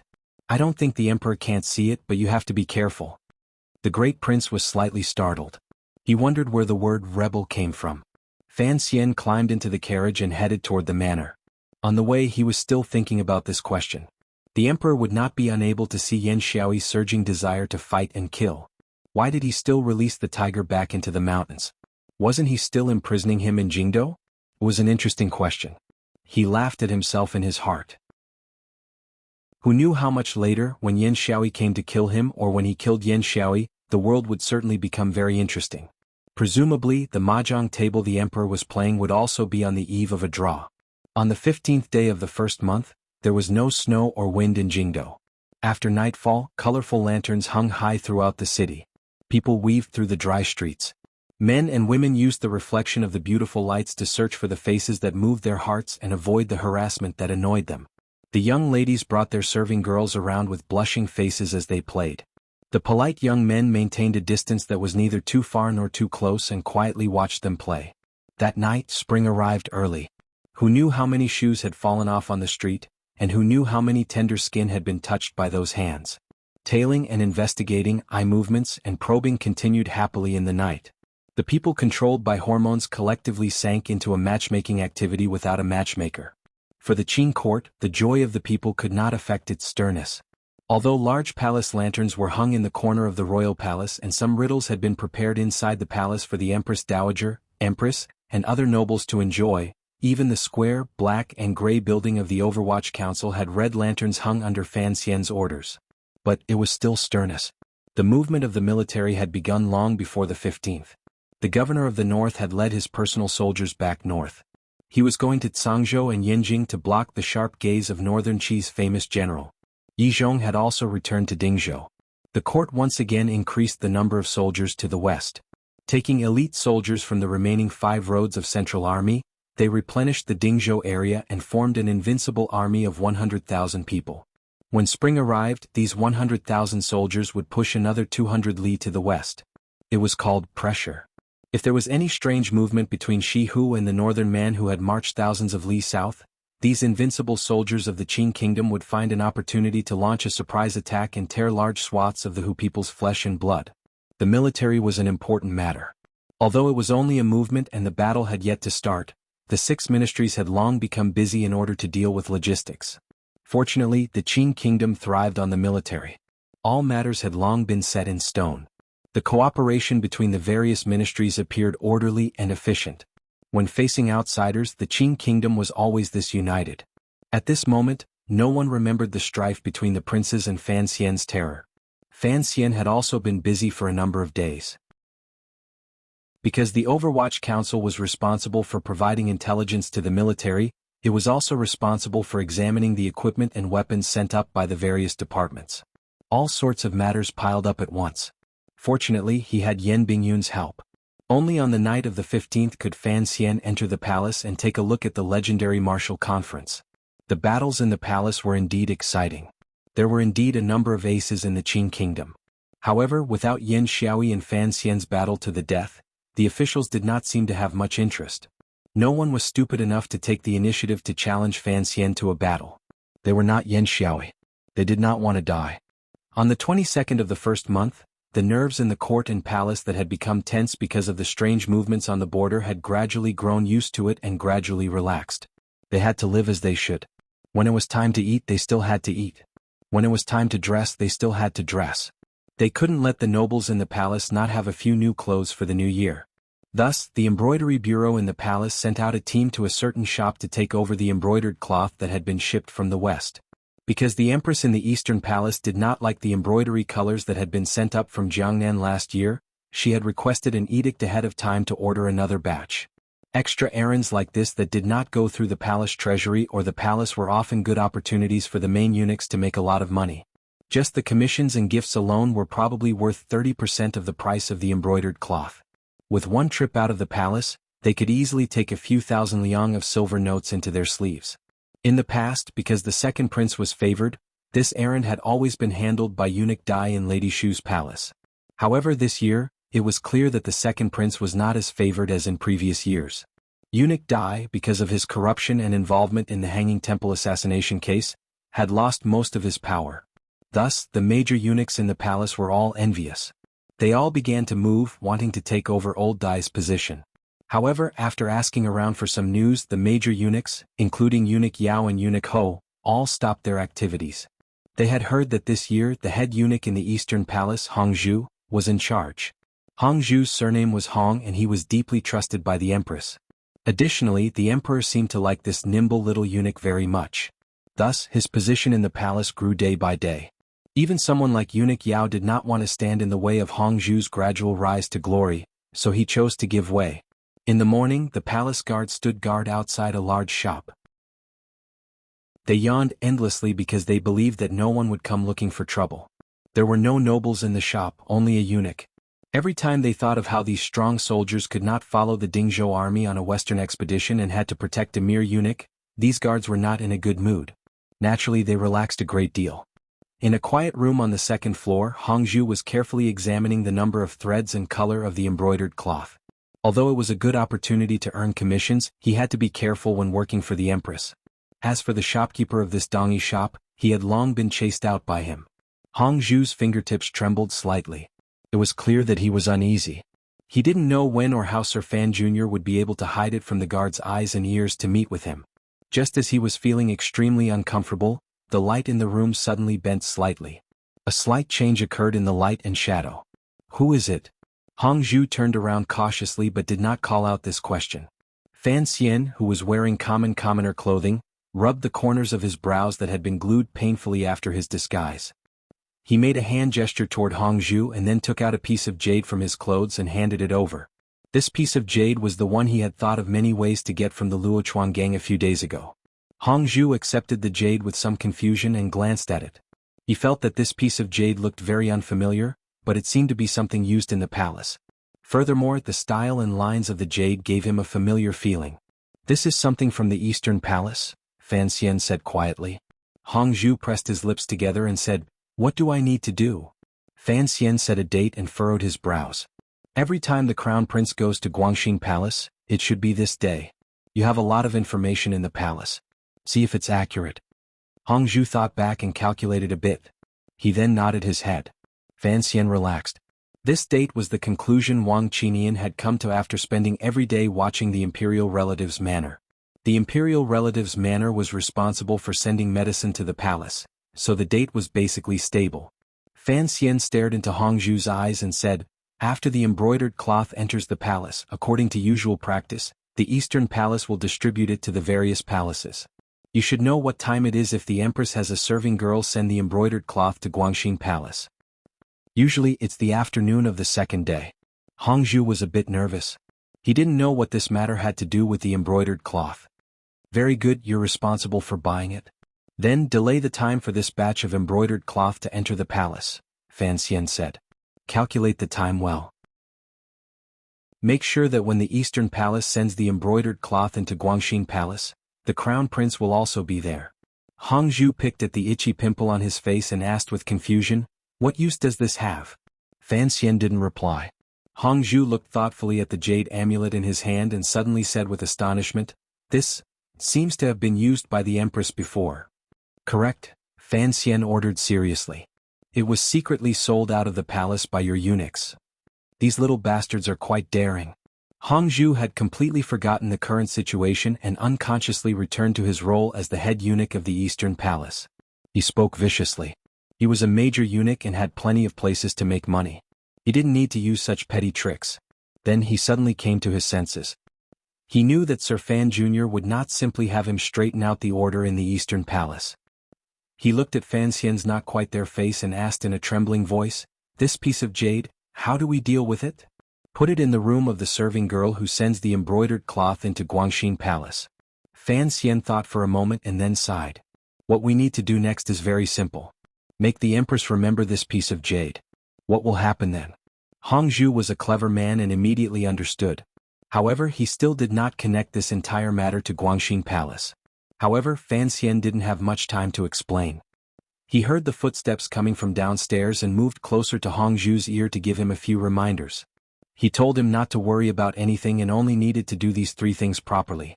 He didn't need to make any unnecessary movements, pay attention to his own safety and don't get dragged into it. The sound of knocking came from outside. Fan Xian's body flashed and disappeared from the room. The owner of the shop entered respectfully and asked if this eunuch had any other orders. Hongzhu looked at the empty space beside him and suddenly became absent-minded.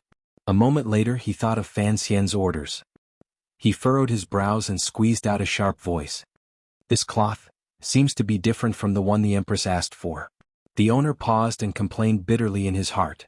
"Eunuch, what are you saying? I'm just a small businessman. How could I lie to the nobles in the palace?" As he spoke, a few banknotes were shoved into Hongzhu's sleeves. Hongzhu's gaze flickered and was satisfied with the amount. However, he still couldn't let go. He furrowed his brows and said, "Is there a problem with the yellow dandelion in this pattern? It looks a bit off, particularly the thread used in these satin. Why do I feel it isn't thick enough? How could it be?" The owner cursed in his heart and said with a pained expression, "This is authentic Western cloth, 3 layers of blended fabric, 36 stitches. There is nothing better." Hongzhu chuckled and said, "Is that so? But there is no rush. Go back and check it carefully. I'll come back to take it in a few days." The owner panicked and said, "Eunuch, this is something the Empress in the palace urgently wants. If it's too late, not only me but even you." These words made Hongzhu unhappy. He glared and darkly said, "Listen carefully, when the palace wants this cloth, it will depend on when I am happy. What kind of identity does the Empress have? How could she remember such a small matter?" After saying this, Hongzhu brushed his sleeves and went downstairs. His expression was very unfriendly. The owner of the shop followed behind. He only knew that he had offended this eunuch and cried out bitterly in his heart. He wondered how many banknotes he would have to shove into this eunuch's body if this dragged on for a few days.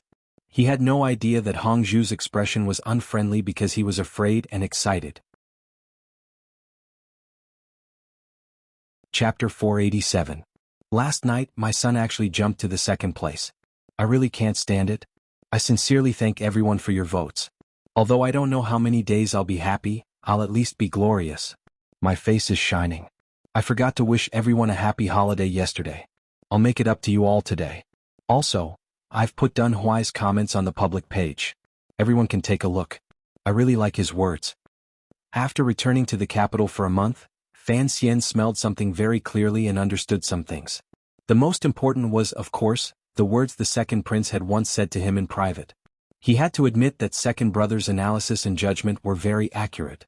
If the situation continued to develop like this, his situation would become extremely awkward and unclear. Although the Qin kingdom's silent and deeply popular emperor had coldly and mercilessly provoked his sons to fight each other in the past few years, the Qin kingdom's emperor, who was silent and deeply popular among the people, had been very coldly provoking his sons to fight each other. But this kind of fighting had to be controlled to a certain extent. Although he was cold and valiant, he was not a pervert. As long as he was not a pervert, he would not watch his sons kill each other. The second prince of the past and the current Fan Xian were actually just whetstones the emperor used to sharpen the crown prince. If the crown prince, this newly forged sword, broke on these 2 whetstones, presumably the emperor would not hesitate to replace him. The competition between A and B had always been this intense. The crown prince's current performance was not bad.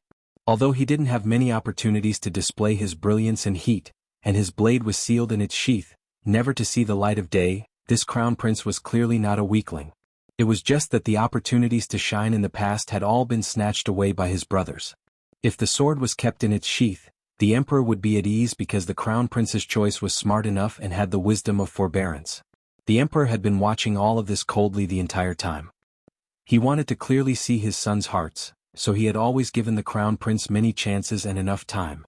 If the crown prince continued to wait calmly like this, the emperor might not make any major changes. For Fan Xian, not changing was something he could not accept. Many years later, once the crown prince took the throne and the empress became the empress dowager, what would Fan Xian do? Just as the second disciple said, the one who should be anxious right now should be Fan Xian. However, the emperor would not allow Fan Xian to do anything too out of line. Although Fan Xian still didn't understand why the emperor would remain silent, he suddenly thought of something. He didn't remember if it was something Qin Pingping, his father or his father-in-law had once said, but it was something very important. The emperor was suspicious and sensitive, but the emperor wanted too much. He wanted to unify the world. He wanted to obtain the most glorious name in history. However, if he wanted to continue to be glorious, the Qing emperor had to care about history's evaluation of him.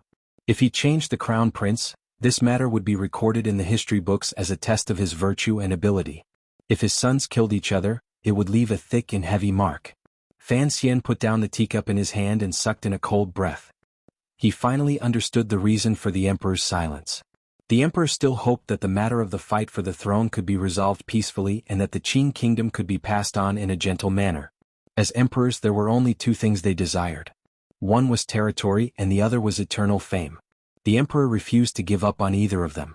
A glimmer of a cold smile flashed through the corners of Fan Xian's eyes. He said to himself, throwing his sons into the jungle to be educated, and then in the end he wants to twist his sons, who have already become bloodthirsty beasts, back onto the path of humanity. This emperor's thinking is a bit too beautiful. The struggle for imperial power gradually eased under the emperor's powerful suppression and secret declaration. Fan Xian would not allow the situation to continue like this. He had to force the emperor to make up his mind earlier. When he was in Jiangnan, Fan Xian had already guessed that the old man in Qin Garden had the same thoughts as him. He was also using all kinds of methods to influence the emperor's thoughts, trying to make the emperor make up his mind earlier. However, what he didn't know was that Qin Pingping had skillfully woven a large net, including the true cause of Great Master Sansher's death and the relationship between the Juanshan Conference and the eldest princess. All these heavy bombs had not been able to make the emperor truly make up his mind to resolve these matters. Thus, Qin Pingping had chosen the most ruthless move. This move had been used by Fan Xian without Qin Pingping's knowledge. An old man and a young man worked hard together for the same goal. They planned quietly and wanted to play with the Qing emperor's emotions and use the emperor's paranoia and jealousy hidden in the depths of his heart to achieve the goal they wanted. In this world, there were not many people like Qin Pingping and Fan Xian who understood the Qing emperor's heart. There were even fewer people who dared to plot and provoke the Qing emperor's emotions. When it came down to it, it only showed that the leaders of the Overwatch Council were all ruthless and shameless people who did not care about their lives. However, Qin Pingping's goal was far from just having the crown prince step down. On this point, he thought further than Fan Xian, and his intentions were wilder. The first month was about to end. Fan Xian's trip back to the capital was also about to end. His subordinates were all preparing for their return to Jiangnan. He made the best use of the remaining time to keep his father and Qin Pingping company for a few days. These two elders were getting on in years. He was often in Jiangnan and was unable to fulfill his filial duties. He truly felt apologetic. De Bao had gone from Danzhou to Hangzhou and then to Wuzhou. After spending a new year with Prime Minister Lin, he had also returned to Jingdou. Fan Xian had to accompany his brother-in-law for a good stroll through Jingdou. Big Dumb and Little Dumb were having a good time. However, time was tight, so it was hard to avoid a sense of panic. Amidst this meticulously arranged and tight schedule, Fan Xizha followed the second group Deng Ziyu had left behind and once again headed north. The Chamber of Commerce traveling in the north needed this talented youth to manage. It was never good to leave Shangjing for too long. Ever since Fan Xian had confirmed that matter, his feelings toward the north had sunk into some kind of dilemma. Although he was more confident about his brother and sister's safety in the north, he unconsciously wanted to avoid something. Thus, he did not have Xizha bring a secret letter to the northern Qi emperor. The other people in the Qinian unit also began to busy themselves. Hong Changqing took Fan Xian's order and went to Jiangnan ahead of time. This was a very important matter. Fan Xian told him to inform Su Wenmao to get ready. Before the matter in the palace exploded and the news reached Jiangnan, They had to create a perfect time difference to swallow the entire Ming family. Mu Tai and Mu Feng'er of the First Bureau were also busy with official matters in Jingdo and could not follow by Fan Xian's side at all times. Sir Yan Jr. was busy in the Overwatch Council coordinating daily affairs and avoiding the marriage introductions of the noble ladies in Jingdo. He was miserable beyond words. For a moment, Fan Xian's only capable confidant was Wang Qinian, the old man. Fan Xian was eating with De Bao in Wang Qinian's garden when he suddenly thought of the pitiful Yan Bingyun and the words the great Wang Fei had quietly said to him that day in Prince Heching's manor.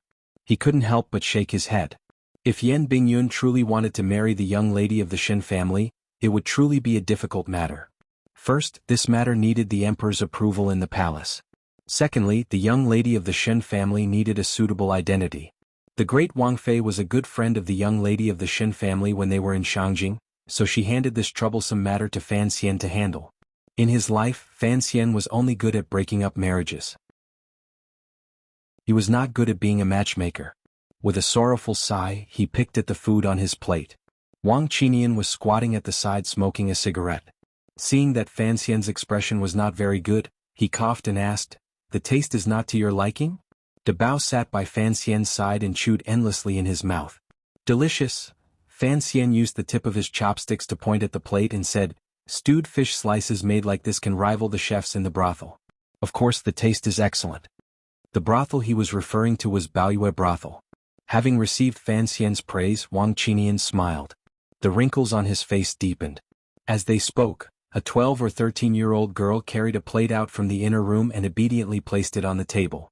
She was too shy to bow and ran back with small quick steps. Fan Xian looked at the girl's back and sighed. "Lao Wang, you look like an old elm tree. How did you give birth to such a lively girl?" That girl was Wang Qinian's daughter. She was also the person Fan Xian had once threatened Wang Qinian in his letters. Wang Qinian's heart jumped. He smiled bitterly and said, "Still young, still young. I can't see if she will be beautiful in the future." Fan Xian laughed loudly and said, "What are you afraid of? Who would dare to forcefully take your daughter?" These words were true. Although Wang Qinian had insisted on not taking the position of head of the 8 bureaus, most people in Jingdo knew that he was Fan Xian's closest confidant. With this layer of relationship present, regardless of whether it was the 6 ministries, 3 departments, or 3 departments, no one dared to underestimate him or offend him. De Bao suddenly beamed with joy. "This girl is beautiful." It was now Fan Xian's turn to be shocked. He wondered to himself what would happen if his brother-in-law suddenly fell in love and insisted on marrying Lao Wang's daughter. Of course he wouldn't agree, but how could he appease this person's emotions? Fortunately, De Bao's temperament was still that of a 6 or 7-year-old child, so it was impossible for him to think of such things. He just stared blankly with his chopsticks in his hand, and the oil and water in his mouth slid down, but he didn't even notice. No one knew what he was thinking. Fan Xian picked up the wet towel beside him and helped De Bao wipe away the grease at the side of his lips. He asked curiously, "What are you thinking about?" De Bao tilted his head slightly. The smile on his face gradually froze, revealing a trace of grievance and sadness that was rarely seen on his face. He stammered, Bao likes the beautiful Gu Liang." Fan Xian's heart darkened, and the hand holding the towel froze. He didn't know what to comfort. Wang Qinian, who was listening at the side, was a little curious. He knocked his pipe on the stone grinder beside his feet and asked, "Young uncle, who is Bao?" "Second Bao is my younger brother. He's very smart." A proud smile bloomed on De Bao's face, but this smile immediately turned into the sadness of a child. "But he's dead." Wang Qinian and Fan Xian stood in the corner of the courtyard, each pulling out their tobacco pipes.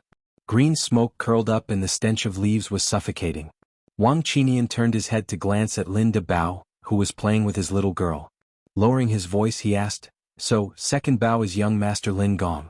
Lin Gong was killed by the people of Dongyi 2 years ago, but I heard that the manor has been hiding it from young Master De Bao. How did he know?"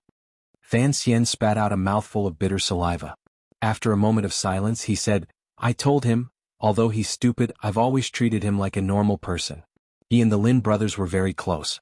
I didn't feel comfortable hiding this matter from him." "There won't be any problems, will there?" Wang Qinian asked carefully. "What problems could there be?" "I told him 2 years ago." Fan Xian pressed his dry lips together and faintly said. De Bao's intelligence is not fully developed. He is like a child who can't grow up, but it doesn't mean he doesn't know anything. There is a husband-gazing rock over at Nanzhao. I don't want another brother Bao at my side.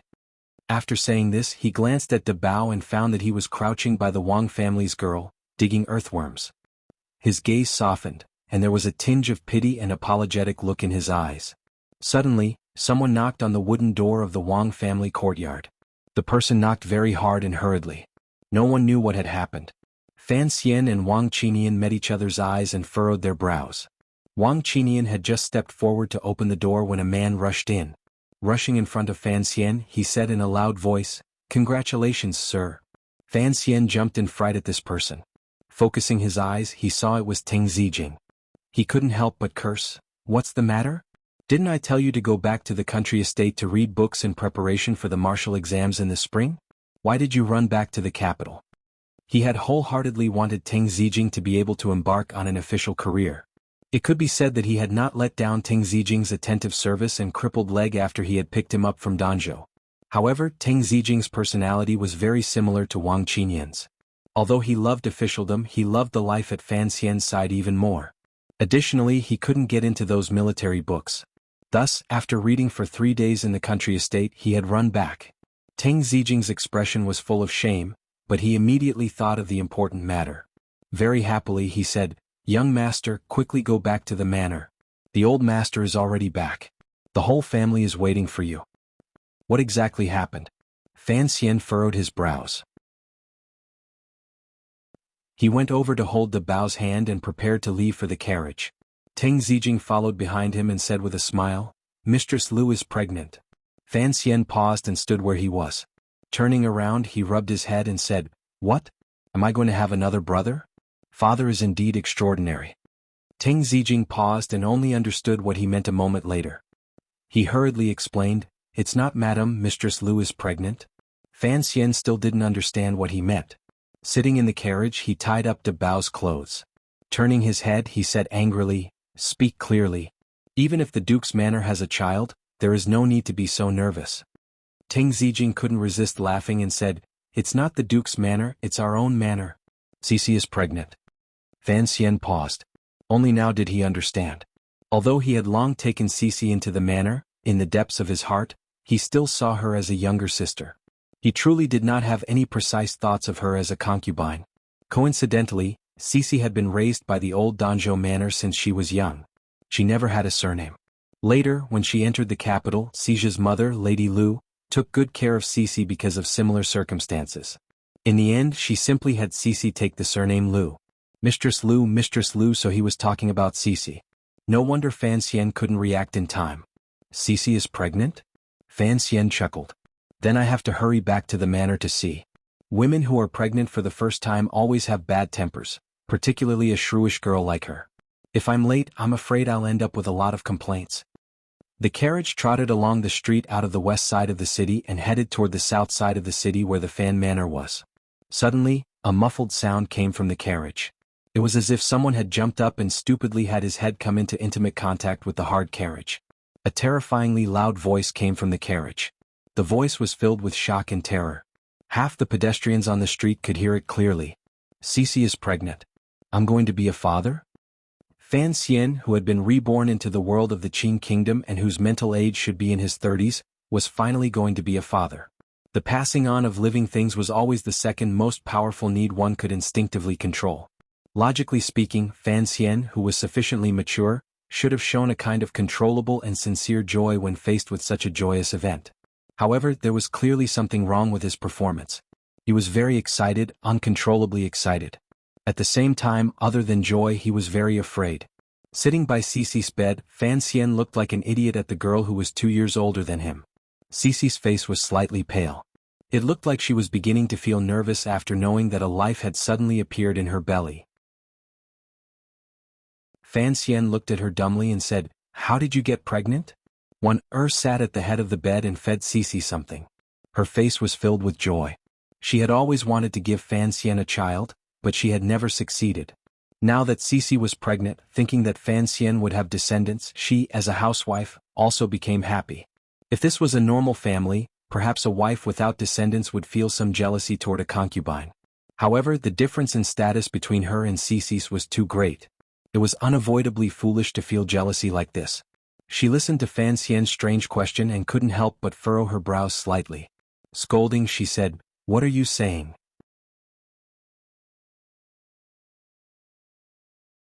Chapter 488. Wan took the bowl and left the room. Fan Xian looked at Cece lying at the head of the bed and warmly said, "Rest well." Usually, Cece slept in the outer room of the master's bedroom in the back of the manor. However, the doctor had suddenly seen that she was pregnant. Lady Lu had made the decision to clear out a few comfortable rooms for her to move in. Fan Xian turned his head to look at the furnishings in the room and felt secretly grateful to Lady Lu. He then looked at Cece's slightly pale and sallow face and felt slightly apologetic. In a quiet voice he said, "It was my fault to be the last person to know." As the head of the family, Fan Xian should show a warm side and a happy side. He should say some nice things to calm the pregnant woman. However, he had only said a few words before he choked. He looked stupidly at Cece's face and couldn't speak for a moment. After a moment of silence, Cece's eyes reddened slightly. She bit her lip and said, "Young master, I can see that you're not happy." "How so?" Fan Xian jumped in fright and forced a smile. It was too sudden. I wasn't mentally prepared at all. He held the girl's hand and slowly squeezed it. Smiling slightly, he said, "In my heart, you are still that girl who has always stood by my side grinding ink and adding incense. I always feel that it hasn't been long since we left Danzhou, yet you are about to become the mother of a child." "We've already left Danzhou for 3 years, my muddle-headed young master." Cece's tears turned into a smile. She half leaned on the bed and gazed at him with a gentle gaze. Regardless of whether it was when they lived together in Jiangnan or after formally entering the family in Danzhou, she still habitually called Fan Xian young master and had not changed it. "Even if I become an old man, I'm still not mentally prepared." Fan Xian patted her hand tenderly. "Being a father is indeed a bit scary. Young master knows everything, besides, giving birth is a woman's business." "Knows everything?" "Giving birth is a woman's business, but teaching a child is a man's business. Raising a child into an adult is much more difficult than writing poetry and killing people." Fan Xian laughed at himself. He reached his hand into the blankets and carefully stroked Cece's slightly bulging belly. He couldn't help but blame himself. "Earlier, father said it's already been 4 months. Why didn't you tell me? Even if you were shy, you should have told the mistress." Cece felt the palm moving on her abdomen and her cheeks reddened. She pulled the blanket up to her neck and said with slight fear, I'm afraid it's fake." "How can it be real or fake when I'm pregnant?" Fan Xian closed his eyes and felt the rise and fall under his palm. A complicated emotion rose in his heart. There was joy, fear, and a slight sourness. Was that his child in her belly? He really couldn't accept the fact that he was going to be a father for a while. That kind of fear actually overwhelmed the joy. Fortunately, his mind was clear at this time and he could still show it in front of Cece. Otherwise, Cece, who was a new mother, would definitely hate him. Fan Xian scratched his head with a slight headache. What should I do now? Cece couldn't resist laughing out loud. "Young master, of course you should eat and sleep when you should. I can't have you watch over me every day just because I'm pregnant." Fan Xian suddenly stretched out his hand and gently pulled Cece's wrist over. Placing his finger on it, he closed his eyes and tilted his head to listen closely to the pulse. Wan happened to walk in. Seeing her husband taking Cece's pulse, she opened her large eyes and asked curiously, "Is it a man or a woman?" Fan Xian slowly moved his finger away and said with a smile, "How could it be so easy to tell? Do you think my finger is an ultrasound?" "Must?" Wanner and Cece heard this new word and furrowed their brows at the same time, unable to understand. Fan Xian coughed and reminded Cece of the things she had to pay attention to, particularly not to catch a cold. He then walked to the door and called for the wife of the Teng family. He gave some detailed instructions. Of course, he had to find healthy servants and women. As for the food, he didn't just blindly eat large amounts of fish and meat. He only picked out a few nutritious dishes. "Is there goat milk in the manor?" The wife of the Ting family nodded excitedly. Cece was pregnant with the first grandchild of the Fan family, so the servants couldn't help but be excited. Receiving a positive answer, Fan Xian said, "1 bowl a day. It has to be boiled." Inside the room, Cece nestled against Wanner's side and said unhappily, "I don't like to drink goat milk." Lin Wanner thought about it. When she was being treated for her lung disease, she had also been forced to drink goat milk by Fan Xian every day. The smell was truly unbearable. She couldn't resist smiling toward the door and saying, "Is this goat milk an immortal pill?" Fan Xian turned his head and smiled. "Although it is not an immortal pill, it is indeed good stuff. However, the smell is a bit strong. Cici, you have to endure it and keep drinking it." Lin Wan suddenly thought of the method Siki had thought of at the time and happily said, "Let Siki do this. I don't know if she put almonds or jasmine tea in it. There's a faint astringent taste, but it takes away all the smell." Hearing that Siki was going to serve her food and drink, Cici, who was lying on the bed, felt uneasy. She was originally a serving girl with the same status as Siki. Now that she was pregnant, her treatment had suddenly increased so much. She truly didn't dare to accept it. She was afraid that everyone in the manor would gossip about her, so she unconsciously wanted to open her mouth to refuse. Fan Xian waved his hand and said, "There isn't that much empty courtesy in the back manor. When you were a serving girl, I still had to massage your back. I'll let Siki work a bit harder. I just don't know if this method will work." Cici's face reddened. She found that with a flash outside the door, Siki's proud face had appeared. The girl smiled and said, "Of course this method will work. At that time I was the one who made the ladies goat milk every day. You just had to use gauze to filter out the tea dregs." Wan smiled and glared at her. "Look at how proud you are." Cici insisted on calling Fan Xian young master, and Siki insisted on calling him Lady Wan. In this house there was a master and mistress as well as 2 serving girls. The way they addressed each other was strange. Perhaps only a man like Fan Xian, who had the experience of his previous life, would not care about the so-called status. Fortunately, these 3 girls could all cooperate with his footsteps. This was a good thing. Usually you have to bask in the sun more. Don't believe the nonsense of those midwives. If you don't get some air, you'll suffocate to death in the room. Fan Xian suddenly thought of something and spoke very seriously to the Teng family's wife and Wana. He knew that if Lady Lu suddenly became old, only these 2 people would be able to speak up for Cici. "Papa." The Teng family's wife quickly spat and said, "Today is a joyous occasion. How can you say that word?" Fan Xian couldn't be bothered with her and said to himself, "Vegetables and fruits have to be guaranteed. This cannot be missing." He turned his head and said to Cici, "When you can't eat, you still have to eat some snacks. Have the girls go make them." All right. The Teng family's wife was thick-skinned. Minding her own business, she covered Fan Xian's mouth and said, "In the end, you are the first. In the future, you will have hundreds of children and thousands of grandchildren. If the young master is always so nervous and long-winded, he will torment us servants to death." Fan Xian comforted Cici with a few more words and told her a few jokes to relax her nervous state of mind. He then took Wanner's little hand and left the room. The 2 of them wandered around the back garden. Along the way, they saw a few capable servants of the manor rushing over. When they saw them, they quickly bowed respectfully. However, a glimmer of awkwardness occasionally appeared in their expressions. What are they going to do? Fan Xian furrowed his brows and asked. Wanner smiled and said, "They are all going to congratulate Cici. Seeing me, of course they will feel awkward." Awkward about what? Fan Xian was not stupid to this extent. He was just worried that Wan truly had a knot in her heart, so he purposely asked. Wan glared at him and leaned her head on his shoulder. In a quiet voice she said, "What do you think?" Fan Xian patted her chubby cheek and asked with a slight smile, "Then, are you really happy or just pretending to be happy?" Wanner's childish face still had the calmness of a housewife. She still said the same 3 words, "What do you think? Am I really that nervous?" Fan Xian held Wanner's hand and walked to a stone bench by the side of a fake mountain to sit down. He held Wanner on his lap. It was quiet here. There were no servants passing by. Wanner was slightly embarrassed, so she let him be. "You're not careful enough to freeze yourself," Wanner grumbled. Wanner grumbled. She suddenly remembered what he had asked her. After thinking for a while, she raised her head and looked at him with her watery eyes. After a while, she said seriously, "That is what I wanted to ask you. Why do you look so unhappy? And, you seem nervous and afraid. What are you worried about? Are you really worried about my feelings? You should know that I am not that kind of person."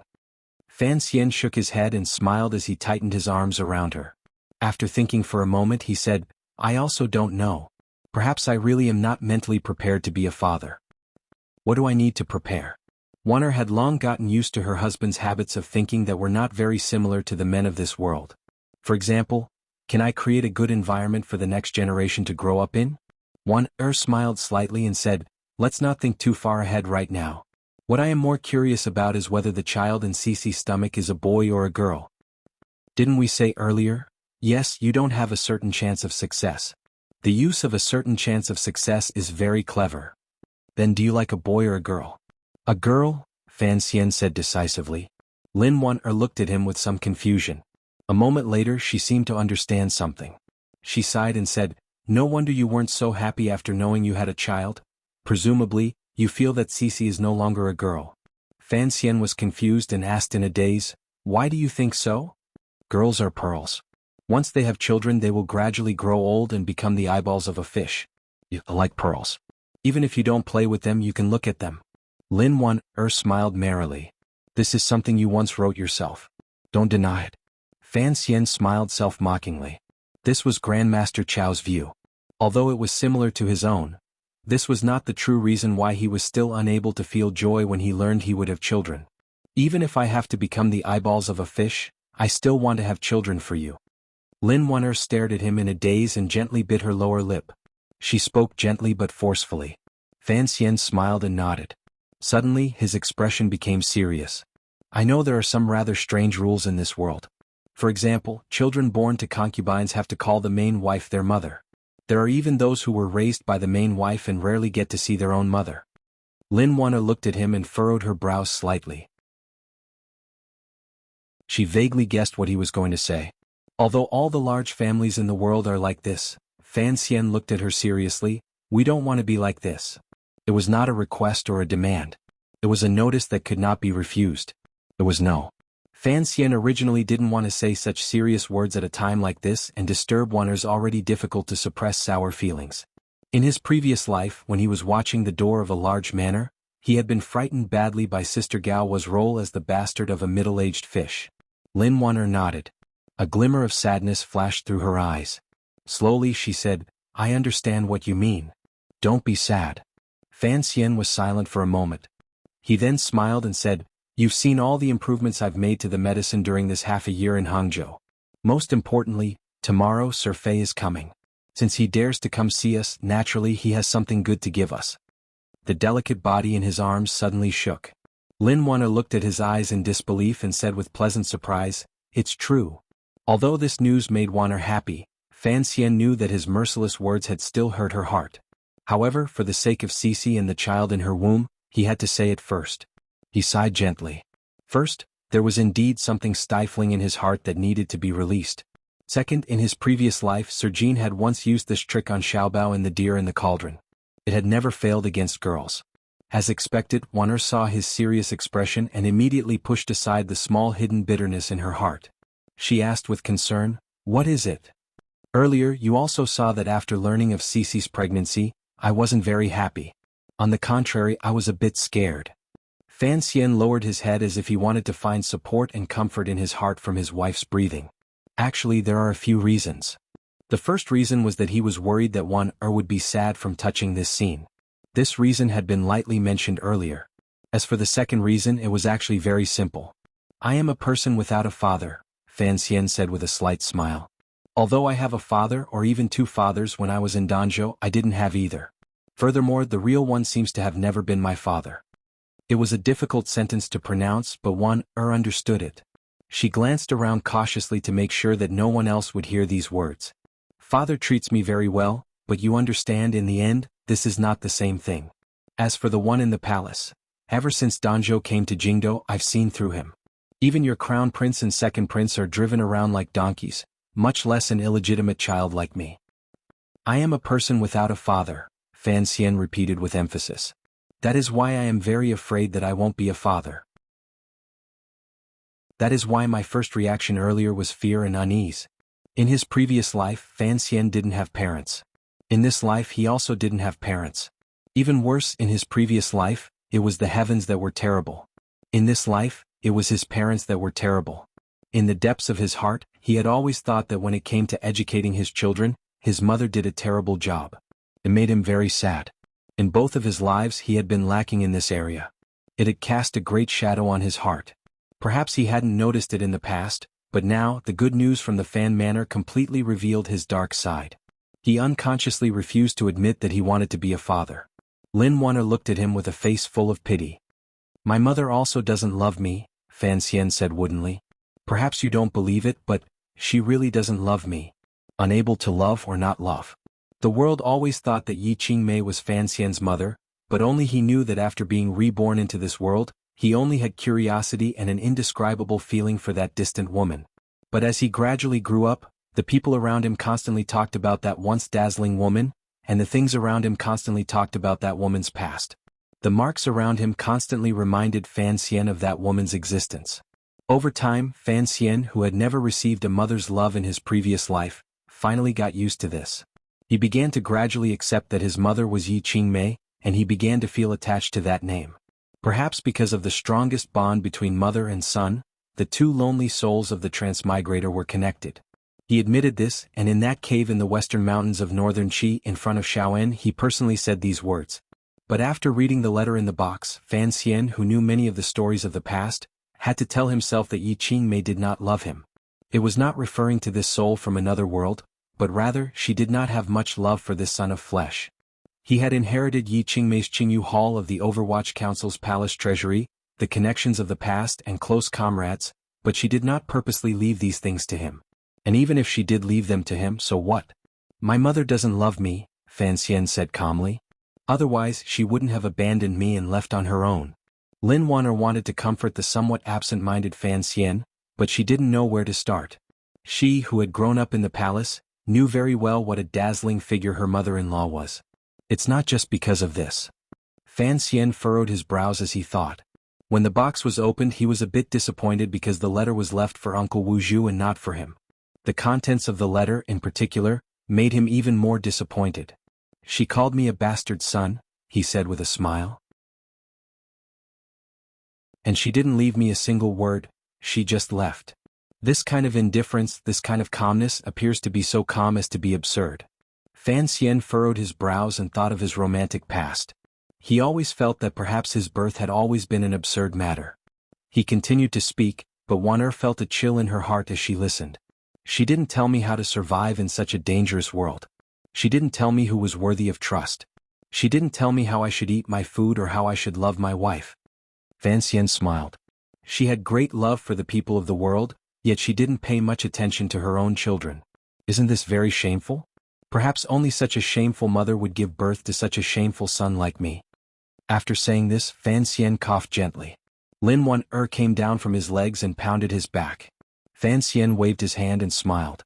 "That was close. Fortunately there was still father." He pointed in the direction of the front yard and said, "There was also grandmother and those two strange old men. Otherwise, I don't know what would have happened to me in this life." Fan Xian had always been a very self-restrained and cautious person. He didn't have much time to be emotional like he was today.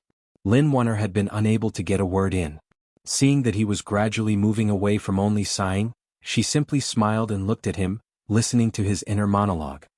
"Listen to me sing a song," Fan Xian suddenly said very seriously. Lin Wanner nodded. She was a bit curious. What kind of song would a grown man sing? Fan Xian opened his lips and began to sing. His clear voice carried a bit of sadness. His voice was not good, but this song was particularly sad.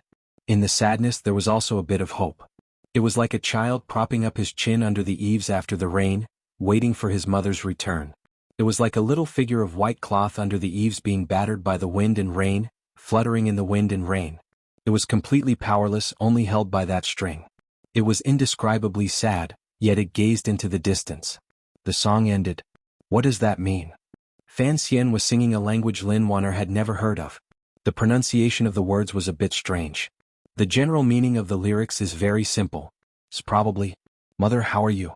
Yesterday I was on the branches of a fir tree. I saw a bright star. The star gazed at me just like mother. Very gentle, I said to the star, must be able to withstand setbacks. Are you a boy? If you feel lonely I will come and talk maybe one day. Then so be it. Looking forward to your reply, mother. One wristone rest. Mother, how are you? The kitten in the temple yesterday was taken away by the people of the nearby village. The kitten cried, tightly hugged the mother cat. I said it, don't cry, you won't be lonely. Are you a boy? You will see mother again one day certainly. Then so be it. Looking forward to your reply, mother, one wristone rest. Fan Xian smiled and looked at Wonder, whose eyes were already red. It sounds good, doesn't it? Yes.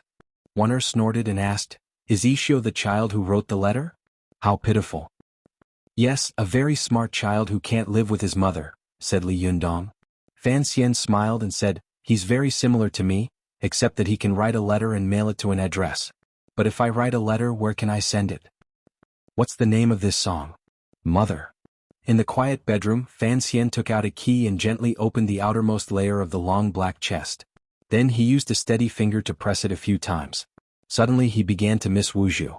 Slowly he took out the metal instrument and the thin letter. Fan Xian didn't look at it because he was already too familiar with the contents of the letter. He only stared at the third layer of paper, the piece of paper that looked like it could be blown away by the wind at any moment. On the paper was Yi Qingmei's straight handwriting. If it's Wuzhu, tell me honestly, who are you? Just like that rainy night, Fan Xian's lips moved slightly. I'm your son. How did you open this chest? If it's not my daughter, then it's my son. You can look at what's below when you kill someone. Remember. He opened the third layer and took out the item from inside. Glancing at the words on it, he couldn't help but laugh bitterly. He said to himself, it really is an abortion drug. I say, mother, can't you be more creative with your pranks? He was silent in the room for a long time. Then he raised his head and, with a confident smile, said seriously to the chest, Mother, I've killed someone, but I won't use this thing. You're always used to treating everything as a joke, so in the end, you left me very laughably. But I'm different. I will work hard to survive in this world. As for my daughter or son, please believe me, I will take good care of them. At least I will do better than you. Let me say this first, I sympathize with Wan. In the future things will get better. Believe me. Some people guessed that they were going to open the third layer. At first, most people guessed that it was Durex and the emergency contraceptive pill. I can only say that everyone's imagination has surpassed my or Xiao Yezi's talent for pranks. I'm very impressed. Today's chapter has so many words because I have always wanted to write a paragraph. What should I write? It's not Fan Xian's psychological shadow, but rather his feelings for Yi Qingmei. It's the kind of hidden bitterness that should arise when one is truly recognized as a son. Mother doesn't love me. I've put this note in the draft for over half a year. I've always wanted to write it. Today I finally wrote it. Very good. That song is my favorite song. It's the ending song of Ishio. It's by Fujita Shuko's mother. It can be searched on Baidu. Those who haven't heard it should listen to it. It's really good. This is also why I've always said that Fan Xian must sing it in the draft. The abortion pill was Yi Qingmei's original weapon, but Fan Xian's existence proved that she had never used it. Then, she treated it as her most important inheritance in this world and passed it on to her descendants. It was more important than the Overwatch Council and the Palace Treasury. From this, it can be seen that she loved her bastard of a son. Fan Xian must clearly understand this. These words and the song were not in the word count. The monthly votes were still in double. Although the second son's voice was not pleasant to hear, he was very handsome. He was indescribably happy. He asked everyone to continue to support him. He was very grateful. Chapter 489. For yesterday's chapter, I debated with the leader for over an hour. I'm so pitiful. I'm not Fan Xian, so how can I be innocent? The monthly votes went to third place. My peers behind me chased after me closely, saying seriously, I want to see if I can get into the top 3 this month. My votes will double in the next 7 days, so I'm constantly canvassing for votes. Brothers and sisters, if you have any on hand, just give them to me. The news of the Fan Manor having a joyous occasion was like it had grown a pair of wings and immediately flew out. It flew past the tall walls of the manors of the nobles and the vigilant eyes of the waiters in the tea-houses. It became news that everyone knew. The hot topic of discussion among the nobles in Jingdo and the greatest joy of the common people after their meals were all gathered here. This news also flew into the royal palace and entered the ears of the emperor and empress dowager, completely disregarding the obstruction of the majestic palace walls. According to eunuch Yao, the moment the Qing emperor heard of this news, he gently stroked his beard and was very pleased. That night he went to the little tower again. After the empress dowager learned of this news, she quickly went to the back of Hongguang Palace to worship. Her fingers endlessly stroked the string of rosary beads with a face full of smiles. Speaking of which, it was strange. Including Fan Xian, the Qing emperor had 5 princes. The third prince was still young, but the great prince was not young. He had been married for a long time, but he still did not have children. The second prince and the crown prince were the same. No matter how one looked at it, the child in Cece's stomach in the Fan Manor was the first of the third generation of the royal family. It was impossible for the nobles in the royal palace to be happy. However, the Empress Dowager faintly felt some regret. If only the pregnant woman was Qin girl. Putting aside whether or not she was a princess, Fan Xian's official wife was, after all, her favorite granddaughter. Given Fan Xian's present power and status, countless guests surged forth with gifts and congratulations. In the next few days, there was an endless stream of carriages in front of the Fan Manor in the south of the city. Officials from all walks of life came and went endlessly. Teng Zijing and his wife's legs were about to turn to jelly from running. Other than a few important figures such as the people from King Jing's manor, who Fan Xian personally came out to greet, the other guests were all single-handedly blocked by the Minister of Revenue, Fan Jian. Fortunately, these guests only gave him valuable gifts and did not disturb him for too long. The people in court and palace were actually calculating in their hearts. Although Fan Xian having a child was a major event, the one pregnant was his concubine. If they appeared overly enthusiastic at this time, who knew what the princess in the manor was thinking? Pleasing one side but offending the other was not a good deal. Furthermore, these officials did not know just how happy the palace was. 3 days later, the joy in the palace was displayed in front of the Qing officials and people in two ways. First, it was the embroidered newspaper organized by the internal court that used red to report the good news to the people of the world. The internal court newspaper always told the jokes of jealousy between officials and the funny side of history. Although the story of Qin Pingping's first love was a bit boring and uninteresting, it was very eye-catching. However, ever since Fan Xian took control of the Overwatch Council, he had made council affairs more open through rectification. He ordered the 8th Bureau to put up countless notices on the door of the 1st Bureau, turning the sinister process of official strife into a collection of stories about solving cases. Regardless of whether it was in a previous or current life, stories with pillows and fists always sold best. The internal court newspaper only had pillows and no fists, so all the glory was stolen by the notice board on the door of the 1st Bureau. Fortunately, Fan Xian had a son. The emperor silently allowed the internal court newspaper to publicize the matter. It wrote the story of Fan Xian coming from Danzhou to Jingdou in detail into a long erotic story. It vaguely mentioned the princess, the saint girl of northern Qi, the past of the young mother of the Fan Manor, the night of poetry in the palace, and the past of Jiangnan. This was a summary of Fan Xian's rushed 20 years of life. It was very glorious. Once the newspaper came out, paper became expensive in Jingdou. The young ladies of each manor begged the elders of their families to spend a lot of money to buy a copy to put in their boudoir as a memento.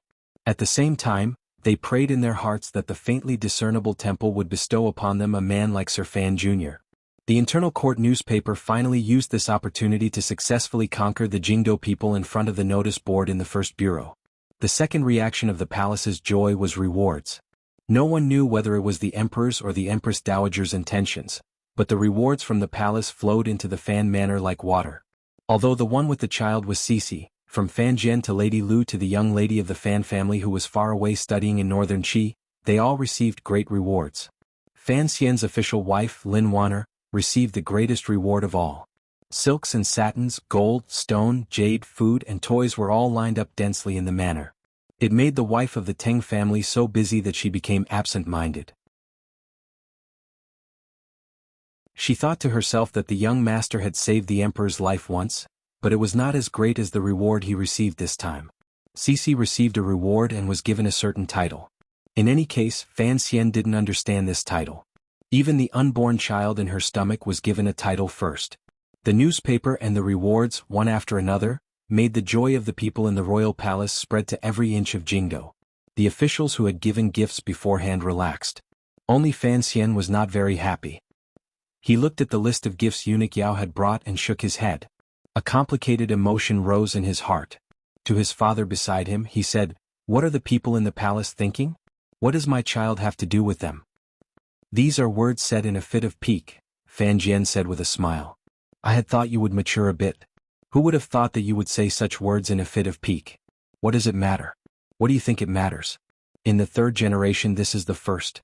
The Empress Dowager has been anxious for many years. Finally she can hold a great-grandchild. In her happiness the rewards she gives exceed the norm." Fan Xian smiled coldly and said, "Hold a great-grandchild? Tomorrow I'll send Cece back to Danzhou. Born in Danzhou, raised in Danzhou, and let grandmother play with her. This was still in a fit of pique. Cece was pregnant. How could she travel thousands of li? Fan Xian laughed loudly but couldn't be bothered to scold him.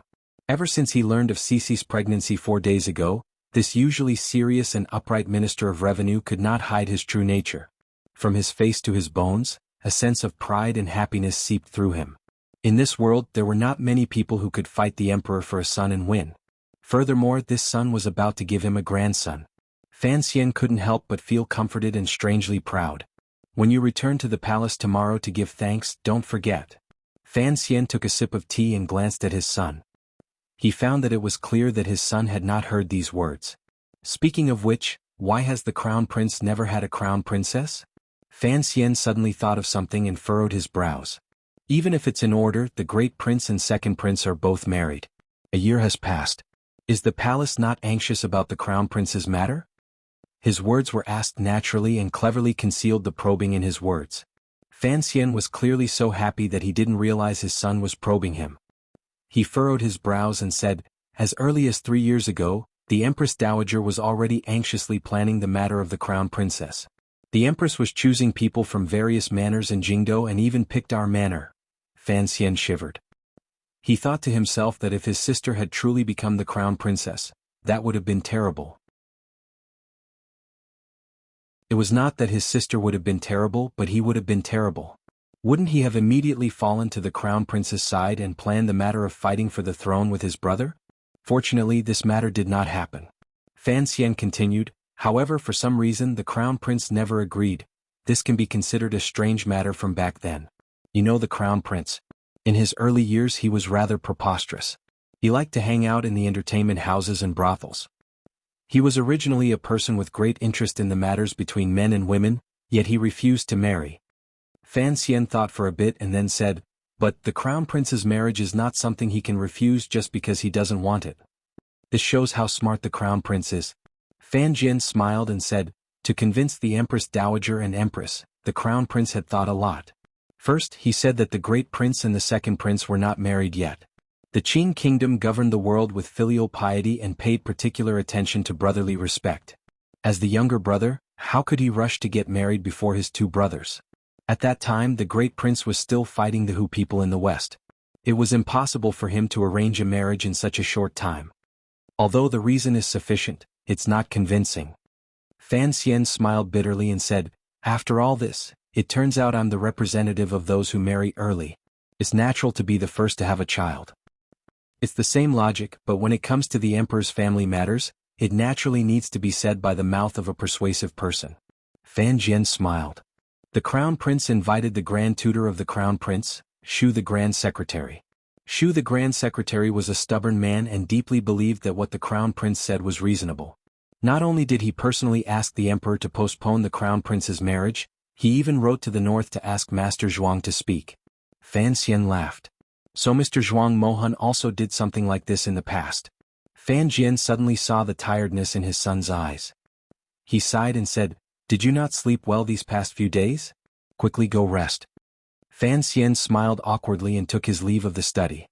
He had indeed not rested well these past few days. First of all, Cece was pregnant, so he had to be by her side at all times to comfort and be considerate. On the other side, although Wanner did not appear to have anything on the surface and was still happily managing Cece's little life, everyone knew that a girl's mood must be full of mixed emotions. Fan Si felt great heartache and had to take out a lot of time to accompany and comfort her. He had to take care of both sides, so he didn't have much time to rest. In the corridor in front of the study, he stretched and yawned. He shook his head in distress. He suddenly thought of the truth of life he had once thought of a long time ago in the garden of his manor. For a man, marrying too early was always a stupid move. However, the crown prince's insistence on not marrying early was probably based on a very stupid idea. Fan Xian yawned and sighed in his heart. He couldn't tell that the crown prince was a lover. What an ill-fated relationship. Suddenly, he saw Lady Lu walk in with a warm smile and an old man. Fan Xian's gaping mouth couldn't close for a moment. He jumped up and yelled loudly, "You're finally here." The person who had come was not a guest. It was the teacher Fan Xian greatly respected, trusted, and loved, Fei Ti. However, teacher and student met for the first time in almost a year. Between the old and the young, there was hidden wind and thunder raging. The light of knives and the will of swords exploded. It was as if they could throw out a handful of poison for the other to taste at any moment. Lady Lu was an intelligent person. Although she didn't understand the reason, she could see that this was not a place to stay for long. She casually said a few words and then left. She didn't even inform Minister Fan of the important news of Fei Jie's arrival. "Sir."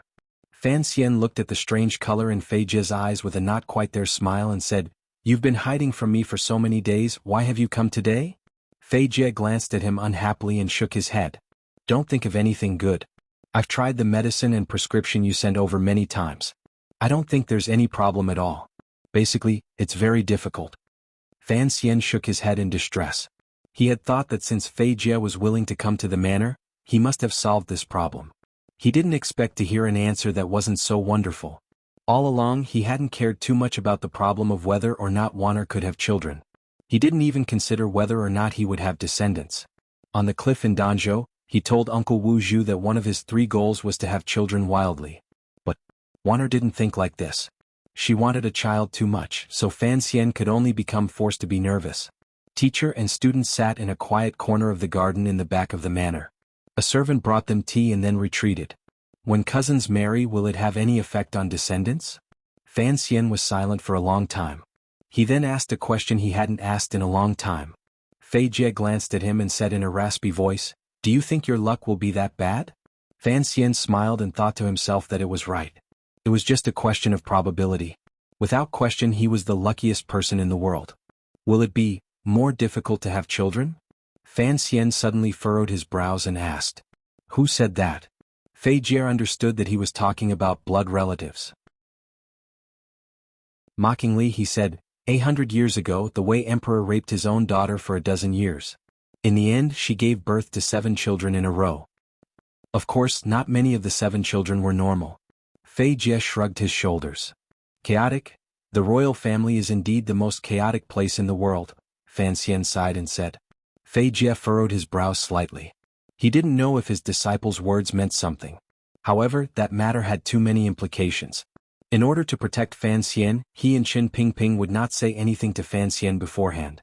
"Why have you come today to teach me?" Fan Xian asked sincerely. Fei Jie thought for a bit and then said, "The director guessed that your home is not peaceful, so he had me come to calm your heart." "Come." "Yes, give me another half a year, and I might be able to solve the problem you and your wife are having headaches about." Fei Jie smiled slightly. "Then I must remind you of something. Your return date is almost here. Don't use Cici's pregnancy as an excuse to not go to Jiangnan." Looking at the palace's attitude, Fan Xian might be kept in Jingdou because of this matter. This was what Qin Pingping and Fei Jie were truly worried about. Fan Xian thought for a bit and then nodded. He faintly sensed that Qin Pingping and Sir Fei did not want him to stay in Jingdou for too long. It seemed that they had also sensed that something big might happen in Jingdou. He finally couldn't resist. Fei Jie was his childhood teacher. In his opinion, he was the last person in the world to harm him. He hesitated for a moment and then said, "Is something going to happen in the palace?" Fei Jie smiled and said, "What could happen?" A glimmer of worry flashed through his eyes, but it was hidden from Fan Xian's eyes. He looked at Fan Xian's face, which was still as clean and untainted as it was a dozen years ago.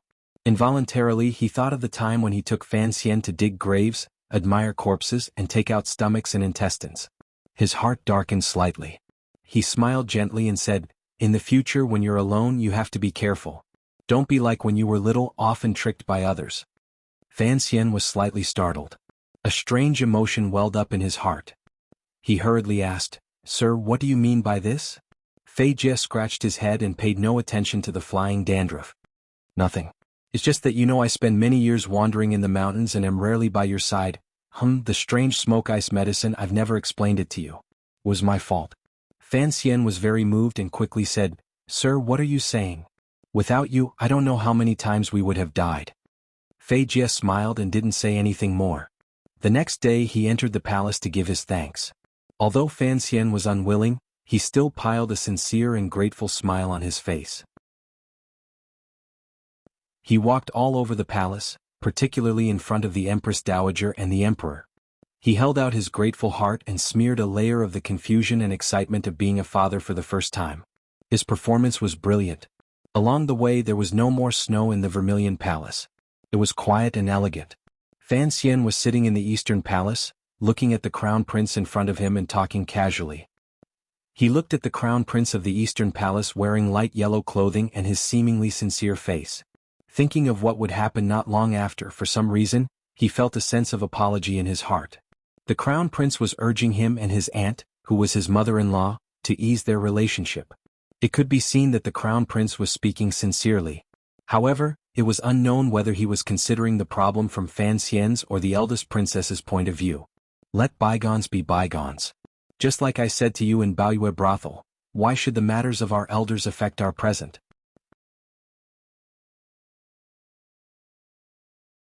Chapter 490. This chapter thanks me as a Paijio. I was about to write about the Crown Prince for the last time when I saw his post in the Qing Union Club. I feel the same way. That said, everyone please continue to vote for today's monthly votes. I really can't do it anymore. I have no more excuses. Silently and perversely canvass votes. The greater the profit, the greater the lie, and the more outstanding the actor. Fan Xian deeply believed in this. Standing in the court, what they tested each other was the ownership of the chair. This was the greatest benefit in the world, so it would not be strange for the Crown Prince to tell such a big lie in front of him. The problem was that Fan Xian had no way of determining how true the Crown Prince's words were. If he was in the Crown Prince's position, would he make such a promise? Let bygones be bygones? Given the Crown Prince's natural position, the Empress Dowager's love, and his unknown relationship with the eldest princess, if he also had Fan Xian's support from the Overwatch Council and Palace Treasury, no one would be able to stop his ascension to the throne. If he could obtain Fan Xian's support, it seemed that the Crown Prince could make enough sacrifices. The problem was, given Fan Xian's life experience and knowledge, he did not think that this kind of transaction would happen unless the Crown Prince truly became a fatherless person. If he truly became such a person, how could Fan Xian dare to sit next to him? He chatted warmly with the Crown Prince. Occasionally he would think of when he first entered Jingdo, the Crown Prince's good attitude toward him in those stories. The complicated clouds in his heart grew thicker. Is Wanner all right? After walking around the royal palace for so long, only the Crown Prince was the first person to directly ask if Wanner was all right. He asked very directly. Fan Xian smiled. His mind was slightly absent-minded.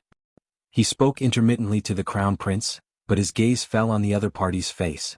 Looking at it seriously, he gradually saw some details that he had never noticed before.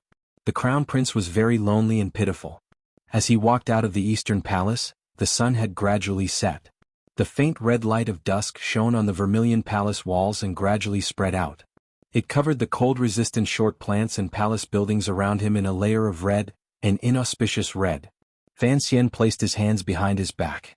His expression was calm as if he was deep in thought. His thoughts were all on the Crown Prince. Thinking about it now, Fan Xian realized that of the 5 princes, including himself, the most pitiful was the Crown Prince.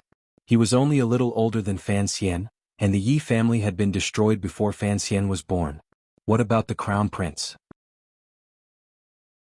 4 years after the destruction of the Yi family, on a night of bloodshed in Jingdo, the Crown Prince's maternal family was slaughtered to the last. His maternal grandfather died at his father's hands. He lost far more family than he did.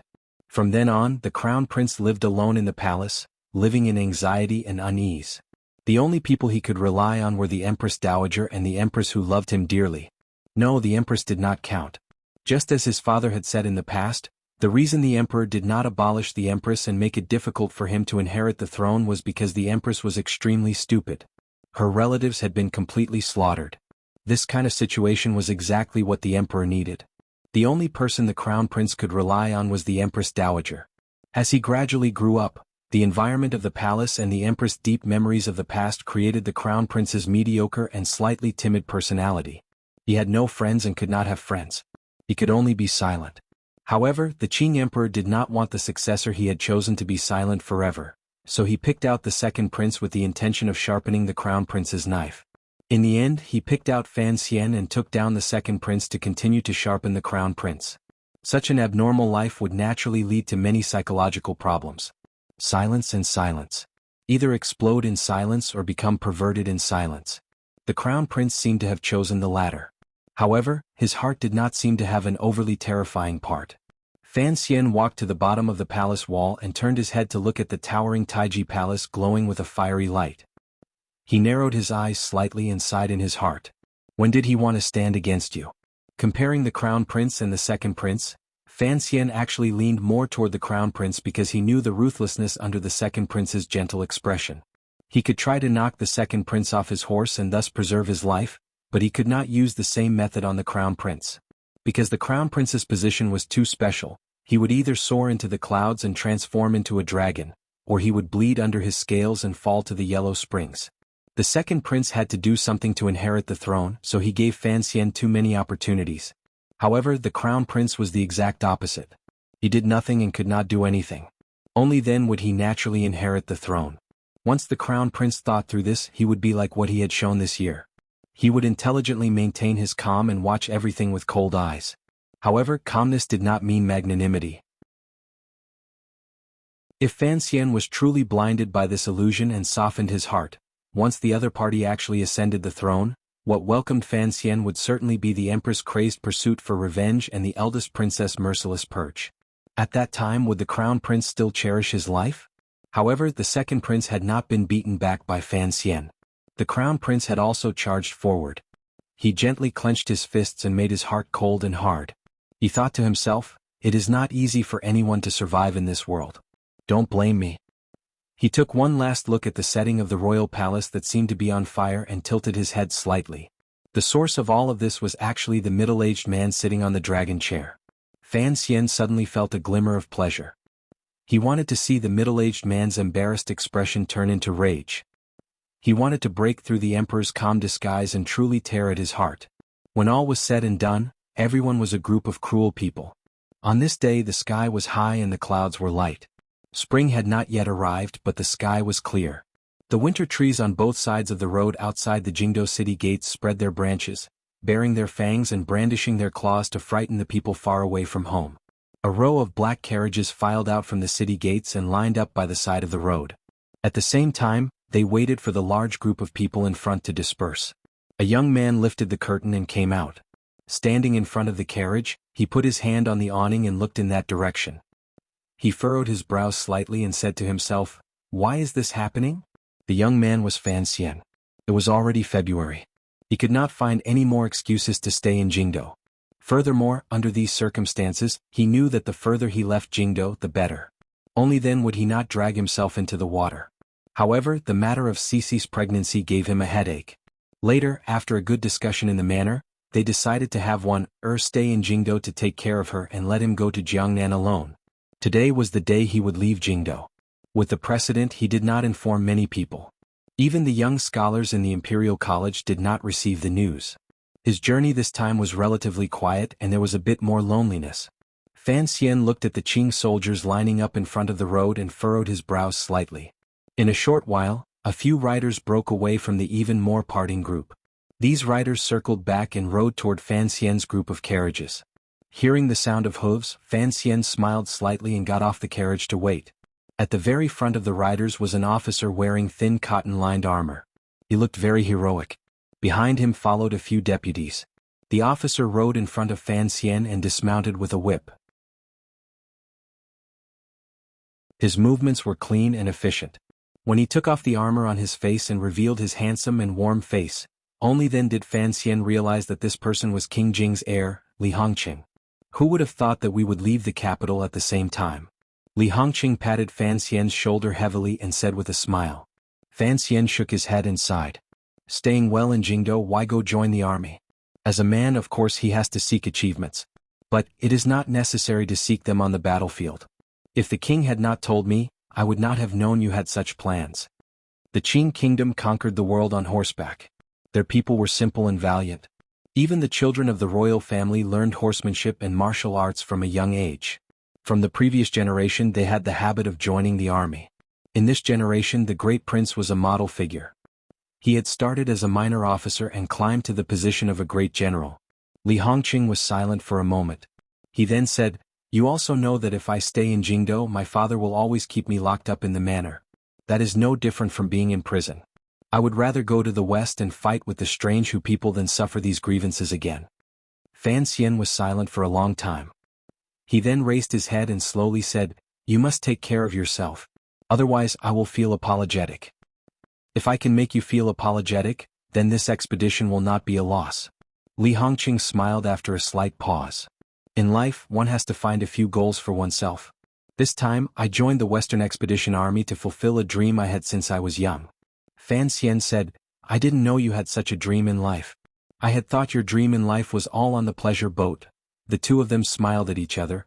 They noticed that there were still many people beside them, so it was not convenient for them to talk in depth. Li Hongqing held the reins of his horse and rode side by side with Fan Xian. They came to the slope below the official road. The leafless and withered branches were even denser here, blocking out the dim sunlight in the sky into patches of coldness. It was quiet. No one could hear the two of them talking. Li Hongqing was silent for a moment. A relaxed smile gradually rose to his face.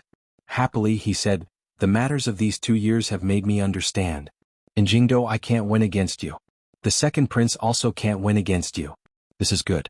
I'll leave Jingdo for you to play. I'll go play in the west." Fan Xian smiled bitterly. For a moment he didn't know how to respond. A moment later he sincerely said, "The road to Shihu is long and difficult. You must take care. Although seeking fame in the military is a shortcut, it is also a dangerous path. Although the great prince holds military power in his hands, you know how hard it was to waste a few bitter years in the west." Li Hongqing nodded his head thoughtfully. Seriously, he said, "Since I've joined the army, I've long been mentally prepared. Father also knows what I'm thinking. Otherwise he wouldn't have nodded." His so-called thinking meant that he had truly decided to leave the tiresome and dangerous battles in Jingdo. However, Fan Xian remembered that the main force of the Western Expedition Army was still the Yi family, the family of the second prince's father-in-law. He couldn't help but feel a strange feeling in his heart. Looking at Li Hongqing's face, he resisted and resisted. In the end he couldn't resist and said, "Yi Zhong is the second prince's father-in-law. Since you've decided not to participate in the affairs of Jingdo." Before he could finish his reminder, Li Hongqing had already waved his hand to stop him from speaking. Calmly he said, "Relax, I will do what I promised you. I'm not an idiot. He smiled. "It's just that you appear to be a bit too smart, which makes it difficult for us to find opportunities to show our abilities, particularly during these 2 years. You've used my father to suppress me. If I don't lower my head to you, I'm afraid I'll still be under house arrest." Fan Xian smiled bitterly. "It's not that I'm using King Jing to suppress you. It's that King Jing is using me to suppress you. You have to be clear about this. It's fine no matter what." Li Hongqing sighed. "In any case, my father and you think the same. Since it's like this, why should I forcefully struggle for anything? It's good to go to the west this time. Presumably, the blood and fire on the battlefield will be more direct." He suddenly calmed down and looked into Fan Xian's eyes. Sincerely, he said, "My relationship with the second prince has always been very good. I have something to ask of you." The word "ask" sounded a bit heavy. Fan Xian immediately guessed what he was going to say. Furrowing his brows first, he said, "I am only an official. Some things are not up to me to decide. Furthermore, who can completely predict victory and defeat? There's no need to say these things in advance." Li Hongqing shook his head calmly. "You didn't let me say it in advance because you were afraid you wouldn't dare to promise me something. You're right when you say victory and defeat are uncertain. No matter how you look at it, it's impossible for you to defeat them in a few short years. For some reason I feel that in the end you will win." "I'm flattering you?" Fan Xian smiled bitterly. "But don't forget he is after all your brother, blood brother." Li Hongqing looked into his eyes and said seriously, "If that day really comes, I hope you can let him live." "You think too highly of me." Fan Xian turned his body slightly and gazed in a certain direction to the side of Jingdo. Calmly he said, "He is a prince. No matter how much power we as officials have, we cannot decide his life or death. Furthermore, you said you want me to let him live. If one day the second prince catches me, will he let me live?" His voice gradually became cold. "I've given the second prince enough time to think. You know why I've shaved off his wings this year. But he won't do it. His heart is too big, so big that he can't control it. Since it is so, if I still extravagantly control myself, then I am looking for death." Li Hongqing slowly lowered his head and said, "Since he was 10, he was forced onto the path of fighting for the throne. After all these years, it has already become his unchangeable goal in life. Even if you beat him until he is the only one left, he will not be satisfied. That's the principle. Fan Xian's expression gradually became cold. He raised his right arm and pointed in a certain direction he was facing. A few dozen li from here is the Fan family's country estate. Do you know what's there? Li Hongqing glanced at him. There are 4 people buried there. Fan Xian lowered his arm and said. Fan Xian put down his arm. The 4 guards of the Fan family are buried. They were with me after I entered the capital. They were killed on Yolan Street. He continued, the attack on Yolan Street was the eldest princess's idea and the second prince's arrangement. Although you were used, you can't deny that no matter how you look at it, you are an accomplice. From that day on, I swore that in Jingdo if anyone else wanted to kill me, I would not show any mercy to them. During these 3 years, too many people have died. Many people have died on my side and many people have died on their side. The hatred between the 2 sides has long become blood in the mud. No matter how it is washed, it cannot be washed clean. Since the second prince thinks he can continue to drag it out with the Yi family's help, then I will drag it out with him. Fan Xian turned his head to look at Li Hongqing and slowly said, since the second prince refuses to back down, then this matter has already become a situation of life and death. You want me to show mercy to him, but have you ever thought that this is equivalent to harming my own life? Have you ever thought that the request you make of me is very unfair? Very unfair. Li Hongqing laughed self-mockingly and sighed. I only hope that this matter can end peacefully. That depends on the crown prince and second prince's hearts. Fan Xian said something very similar to the emperor's. I am only the knife in the emperor's hand. For this matter to end peacefully, it depends on how these 2 perform in front of the emperor. He paused and suddenly felt that speaking to Hongqing so mercilessly at this moment of separation seemed too harsh. He couldn't help but shake his head and soften his tone. You didn't have to stay between me and the second prince on your trip to the west this time. It was a very wise decision. From my perspective, I must thank you. Thank me for what? Li Hongqing smiled bitterly. Thank me for escaping so that when you swing your knife in the future, you won't have the heart to? Both of them laughed. Seeing Li Hongqing's hand hold the reins, Fan Xian's heart jumped. For the 3rd time he said, this trip to the west will be difficult. You have to take care. Li Hongqing was silent for a long time and then gently nodded his head. Flipping onto the horse, he turned to look at Fan Xian. A moment later he quietly said, if I die in the west, remember to quickly tell Ruoruo the news of my death. Since I'm dead, she won't have to keep hiding in the north. After all, it's a foreign country. Fan Xian knew that the crown prince had guessed the truth behind his sister's study abroad. A wave of shame involuntarily welled up in his heart. Raising his hands in a salute, he forced a face and scolded, come back alive. Li Hongqing laughed loudly and cracked his whip. The fine horse charged up the slope. Leading the other 3 riders, they rode straight west along the official road, kicking up plumes of dust. Fan Xian watched this scene with narrowed eyes and secretly prayed for Hongqing's safety. At dusk, the Overwatch Council's carriages heading to Jiangnan once again passed by the little valley where they had been attacked. Along the way they could occasionally see the battle marks left on the rocks. Fan Xian licked his slightly dry lips. A powerful murderous intent surged in his heart. This trip to Jiangnan was to wrap things up. After he had settled everything, he would have to think of a way to chop off the head of that old cabbage farmer of the Qin family. Ever since Qin Heng had been transferred to the position of deputy of the Bureau of Military Affairs and lost his position in the Jingdo garrison, the old Qin master still did not attend court as usual. Fan Xian also did not go to the Qin family for New Year's greetings. He only sent a generous gift. Perhaps they did not know that Fan Xian had already guessed who the true culprit of the attack in the valley was. At this moment, Fan Xian was calculating in his heart how the emperor had arranged things. Using the attack in the valley, a few important positions in the court had already been changed to new people and successfully carried out a new generation. However, the old Qin family and the Yi family's prestige in the military was still very strong.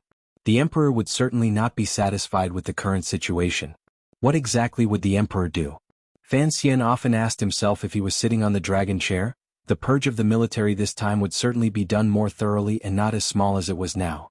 It would still give these military elders enough opportunities to move around. Perhaps it was the sudden advance of Shi Hu that messed up the emperor's overall plan, or perhaps it was the young northern Qi emperor's clever release of Shang Shanhu that forced the emperor to temporarily keep Yan Xiaoyi. However, of the Qin kingdom's 7 roads of elite soldiers, there were still 4 that had not been moved. The corps generals the great prince had raised on the western expedition had yet to be used on the battlefield. Was there a need to rely so heavily on Qin Yi and Yan's old power? Fan Xian shook his head and faintly guessed at a certain possibility such as showing weakness, seduction, or seduction like the red plaque girl. However, this kind of plan appeared too absurd and suicidal. Even someone as impudent as Fan Xian did not believe that the emperor would disregard the survival of the Qin kingdom and make such an arrangement. The group of carriages passed through the valley and traveled a few more li before meeting up with the 500 black knights. After the silver-masked Jinggu came forward to greet him, he silently retreated back into the black knights. With 500 black knights patrolling left and right, in the heart of the Qin kingdom, there was no longer any power that could threaten Fan Xian's safety. Fan Xian's heart suddenly jumped. He furrowed his brows and gently clapped his hands. The carriage moved slightly. A common official of the Overwatch Council lifted the curtain and walked in. Fan Xian glanced at him and said with admiration, "No wonder you are the best assassin in the world. Your ability to disguise is indeed much stronger than mine." The shadow didn't smile. Lifelessly he asked, "What orders do you have?" "Return to the capital." Fan Xian stared into his eyes and said in an unquestionable tone, "Immediately return to the director's side. From now on, don't take a step away from him. You must ensure his safety." The shadow furrowed his brows. He had been personally arranged by Chen Pingping to come to Fan Xian's side. Unexpectedly, Fan Xian suddenly had him return to Chen Pingping's side. Fan Xian didn't explain anything. Straightforwardly he said, "You know my strength. You also know that he is a cripple. Go." The shadow thought for a bit and nodded. In a moment he left the group of carriages and became a black shadow. Leisurely passing through the valley and fields, he headed toward Jingdo. Fan Xian confirmed that the shadow would return to Chen Pingping's side. His tense heart finally relaxed. For some reason he felt very uneasy leaving the capital this time. If it was just the matter of the crown prince, it shouldn't be enough to endanger the old cripple's safety. However, Fan Xian felt a faint fear. He kept feeling that something big beyond his imagination would happen in Jingdo. Once something big came, the people in the palace would not know about the secret power at his father's side. Furthermore, his father had always hidden it well. Even if Jingdo was in turmoil, he would not be the primary target. Chen Pingping was different. If something big really happened, the first thing those people would do would be to gather all their power and think of all ways to kill him. Kill the old dog the emperor relied on the most. This was a truth that had long been proven in the decades of turmoil in the land. If they wanted to kill the Qing emperor, they had to first kill Chen Pingping. Although Fan Xian knew what kind of power and shrewdness the old director had and how terrifying the defenses outside Qin Garden were, without the shadow by his side, Fan Xian still felt uneasy. The group of carriages traveled south and south. They passed through the hills beside the Wei River, traveled through the mountains north of the river, crossed the river, passed through the newly built dikes and arrived near Yingzhou. A branch of the river transport governor's yamen was located there. That night, Fan Xian did not summon his student Yang Wanli to see him. For one, he wanted to personally see how Yang Wanli was doing. For another, he was in a hurry to check the council reports from Jingdo, as well as the news from the Jiangnan water bandits. Jingdo was calm. The matter Fan Xian planned had not yet begun, and there were no signs of danger coming. Fan Xian sat by the table and used the faint light to look at the file. He couldn't resist smiling self-mockingly. Perhaps he had been in a dangerous place for too long and appeared overly sensitive. Given the Qing Emperor's supreme prestige among the people and the army, as well as his stable loyalty among the Qing court officials, who in this world would dare to rebel? In the middle of the night, the sound of the night watch rang out on the street.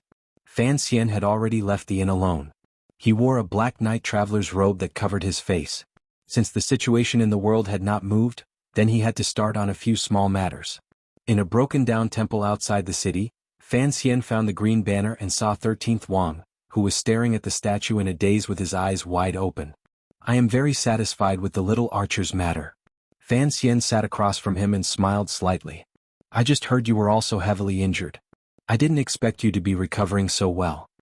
13th Wang smiled bitterly and said, "My body might be a bit sturdier than others." "It's good that it's sturdier because I'm about to arrange something for you to do," Fan Xian said with a smile. "I will slowly return to Hangzhou and Suzhou, but you have to go first to meet with someone. Then you will appear on my behalf and help me collect some debts." "Debts?" "Yes," Fan Xian sighed. "What a large amount of debts." 13th Wang glanced at him and said, "I can't help with the Ming family matter. You know my brother disciple Yun has been keeping an eye on them." "Nonsense. If it wasn't for Yun Jilan keeping an eye, Why would I have you go? Fan Xian smiled. This is a business matter. I don't want to fight and kill with Dongyi, so it's most appropriate for you to appear. 13th Wang smiled bitterly and said, I am only expressing my teacher's attitude. It doesn't mean I will represent my teacher to suppress brother-disciple Yun. I am also not stupid enough to believe that Dongyi will have internal strife. Fan Xian shook his head and looked at the green banner by his side. However, the owner of this account is me, but it is not convenient for me to appear. Even my students and subordinates cannot appear. I had originally wanted to get a random stranger to do it, but I was afraid the Ming family would be forced into a corner and kill that stranger. Your skill is high, so you don't have to be afraid of these vulgar threats to your life. 13th Wang said in shock, Why do you trust me so much? Aren't you afraid I'll swallow these accounts? Aren't you afraid I'll make it clear to the Ming family? You won't be able to swallow it. You're just going to pretend to be a professional manager. Fan Xian didn't care if he understood these new words and straightforwardly said, As for the Ming family, I have already tied it down.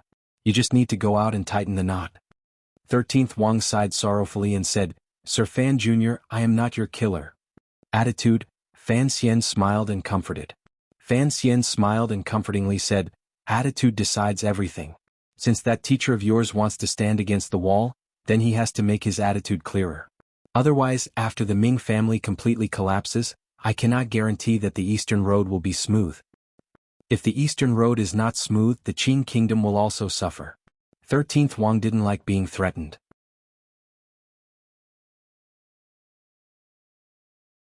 Chapter 491. The temperature in Jiangnan was much warmer than in Jingdou. Although the area around Suzhou and Hangzhou had also experienced heavy snow before, the snow clouds in the sky pulled directly from the seashore to the heart of the Qin Kingdom, enveloping all of the fields and rivers in white snow. As the year passed and winter came to an end, the snow in Jiangnan stopped. Once the sun came out, the snow melted into ice. Immediately there was no longer a harsh chill. Even the branches of the trees on the side of the road outside Suzhou had already extended out tender little furry leaves. The current master of the Ming family, known as the wealthiest merchant in the world, Ming Qingda, was sitting in a pavilion on a small hill in Ming Garden. His gaze went over the tall courtyard walls and landed on the tender greenery between the trees. Although Ming Garden's courtyard walls were very high and once the doors were closed, it would become a heavily guarded fortress. However, these high walls could not block his gaze and could not hide the still weak but gradually burgeoning sense of spring. Although it was winter, he still hoped for spring. Ming Qingda sighed. A glimmer of light appeared on his tired and old face. He happily thought that winter was about to pass. The flowers and grass were about to come back to life. His Ming family, this enormous Ming family, should also come back to life. During this year, the Ming family had experienced too many changes. The enormous profits they had obtained from the palace treasury in the past had been halved. The various sales routes were endlessly harassed by the Overwatch Council. The flow of money, goods, and silver was very difficult. Gradually, it felt like the sun was setting in the west. Furthermore, the old matriarch who secretly controlled the Ming family had been forced to death by the imperial envoy. The third Ming master had almost been exiled, and suddenly, there was the seventh Ming master who had stolen the family property. Countless knives and swords chopped down on the Ming family's head, making it difficult for Ming Qingda to breathe. It was difficult for him to survive. He knew that behind the scenes of these things was the supreme being sitting on the dragon chair, and the executor was the gentle-looking but sinister imperial envoy Fan Xian. Fortunately, during this half a year, Fan Xian had basically stayed in Hangzhou and played in Wuzhou and Danzhou. He rarely returned to the Suzhou Palace Treasury Yamen to oversee matters, particularly in the 2 months before and after the New Year, when Fan Xian left Jiangnan and returned to Jingdou. Fan Xian left Jiangnan. The dark cloud hanging over the Ming family's head also moved away. Although the Jiangnan branch of the Overwatch Council was still working hard to carry out Fan Xian's orders and suppress the Ming family's business, the Ming family had deep connections in Jiangnan. They had countless officials helping them in secret, so the Ming family's business immediately came alive and welcomed a rare liveliness. That was why Ming Qingda had let out a happy sigh when he saw the tender branches outside the wall. However, his face immediately darkened, because he suddenly discovered that he had been blinded by joy.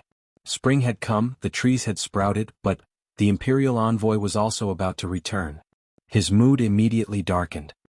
He rose angrily and with a wave of his sleeve, walked toward his own courtyard. Ming Garden took up a large area. Most of the men of the two branches lived in the garden. Originally, according to theory, after the old Ming matriarch died, Ming Qingda, as the master of the family, should have moved into the old matriarch's little courtyard on the highest ground. However, Ming Qingda firmly did not agree to the proposal of the clan. Using the excuse that he missed his mother, he changed the courtyard into the Hall of Remembrance. He knew why he didn't dare move into that little courtyard. He was afraid that once he woke up in that little courtyard, he would see the white towel tied to the beam and that pair of little feet bouncing endlessly. That morning, Ming Qingda took care of some of the business and country matters under the clan in Ming Garden. He picked up a scalding hot towel and wiped his face vigorously. He felt a sense of exhaustion seeping out from his bones. This family was too big. There were too many things to worry about. In the past, as the master of the family, he could easily take care of the specific matters because the general direction and the collusion with the nobles and court were all handled by the old Ming matriarch alone. He didn't need to worry about it. Now it was different. He had to personally handle secret communications with Jingdo. What gave Ming Qingda the biggest headache was that the imperial envoy had never stopped suppressing the Ming family. With the threat of external aggression looming, there were problems within the Ming family. Fan Xian had forced Xia Qifei, that bastard, into the family through lawsuits. Furthermore, he had heard that the third Ming master had been very close to Xia Qifei recently. In front of the pressure of the court, Ming Qingda didn't have any good ideas. He could only watch as Xia Qifei approached the core of the Ming family step by step. On the first day of the new year a month ago, he had even watched as Xia Qifei returned to the clan to worship his ancestors. With internal troubles and external aggression, Ming Qingda couldn't hold on much longer, but he had to persevere. For this family, he had to endure until the eldest princess succeeded. He glanced at the two people beside him and sighed in his heart. The man and woman beside him were the people he trusted the most. One was his son Ming Lansher. The other was the matriarch's personal servant girl in the past, and now his second concubine. If it weren't for this serving girl, it would have been impossible for Ming Qingda to completely take over the old Ming matriarch's secrets and become the true master of the Ming family. Thus, he had made sufficient compensation and love for this woman. As for Ming Lansher, Ming Qingda glanced at his son and furrowed his brows. He knew that Ming Lansher was capable and had good foresight. However, father and son had recently had a great conflict over the future of the Ming family. In Ming Lansher's view, since the court was suppressing so viciously and the palace treasury was firmly controlled by Fan Xian, it was already impossible for the Ming family to obtain large profits from the palace treasury like in the past. They should take advantage of the current period of peace and gradually withdraw from this business. Using the Ming family's large amount of land in Jiangnan and network in various places, they should no longer be a palace treasury royal merchant and turn to the import trade between Qing Kingdom and Dongyi. This way the court and imperial envoy would be grateful. Secondly, they could protect the foundation of the Ming family. However, Ming Qingda firmly opposed this suggestion. Even though the Ming family was struggling to hold on, he still did not allow the family to have any intention of leaving the palace treasury and developing in another direction. The second concubine left the front hall. Ming Qingda looked at his son and furrowed his brows. "Your suggestion last night won't do." "What?" Ming Lansher said unhappily. "Who can go against the court? If we don't retreat now, when Fan Xian returns to Jiangnan, I'm afraid we won't be able to retreat even if we want to. What can Fan Xian do?" Ming Qingda glanced at him and said, "Can he move troops and kill us all?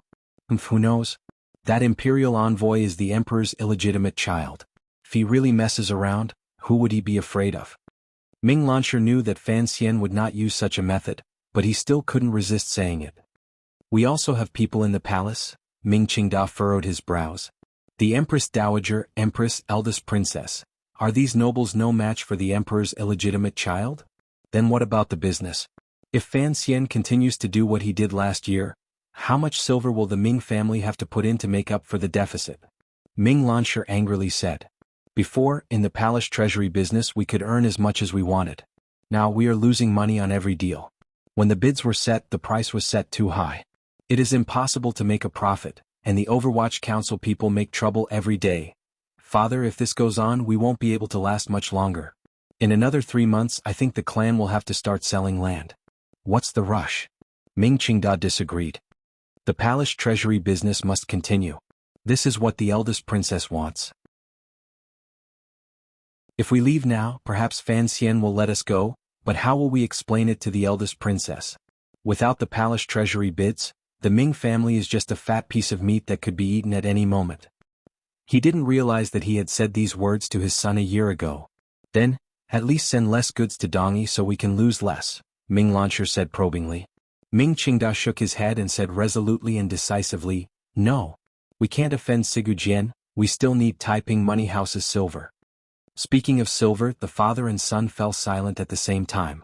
Under the full suppression of the court and Fan Xian, the reason the Ming family had been able to hold out until now and keep the family's fertile land was all because of their good relationship with Dongi and the endless supply of silver from Taiping Money House and Zhaoshang Money House.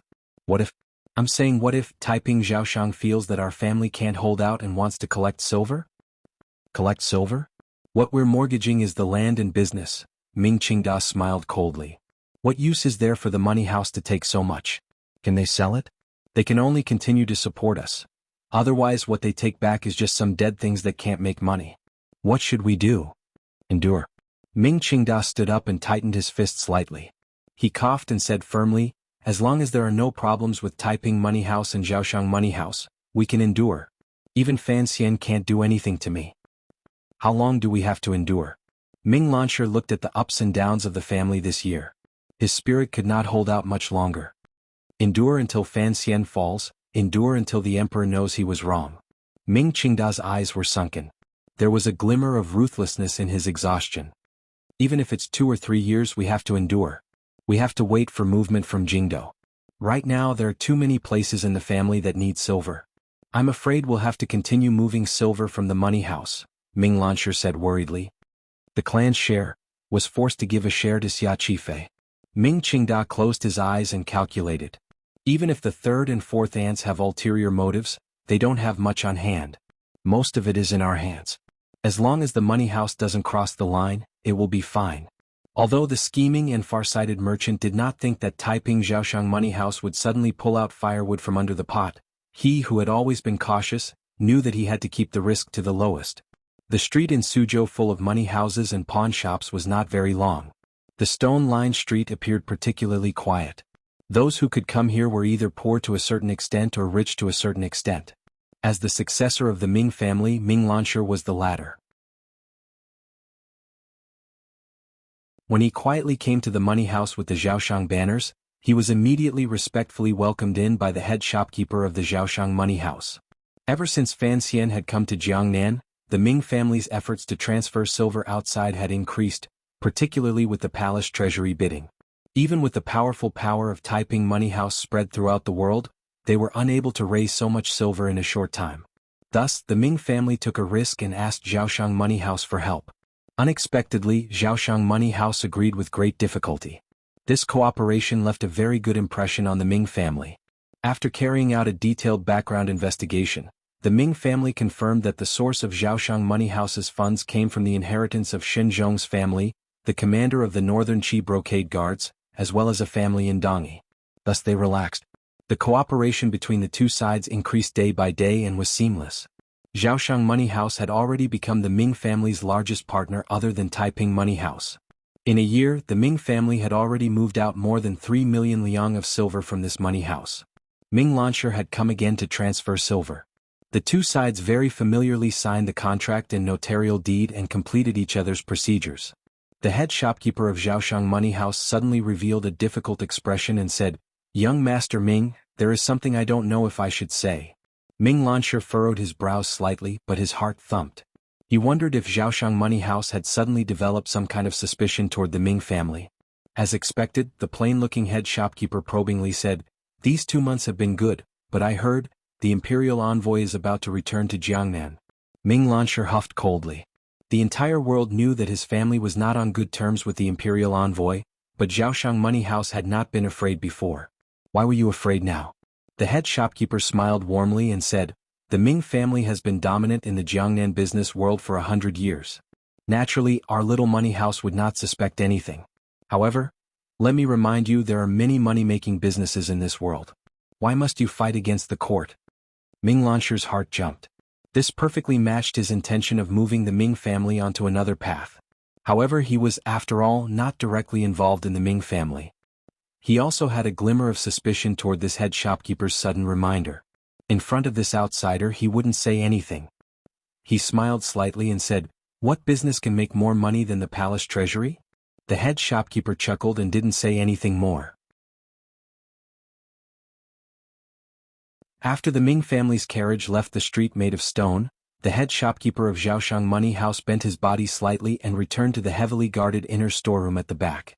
The storeroom stored silver and bills from various places. It was clear that the head shopkeeper placed great importance on the Ming family's bill of exchange in his hand. He carefully placed it in a separate wooden box and glanced inside. The bills inside were already very thick.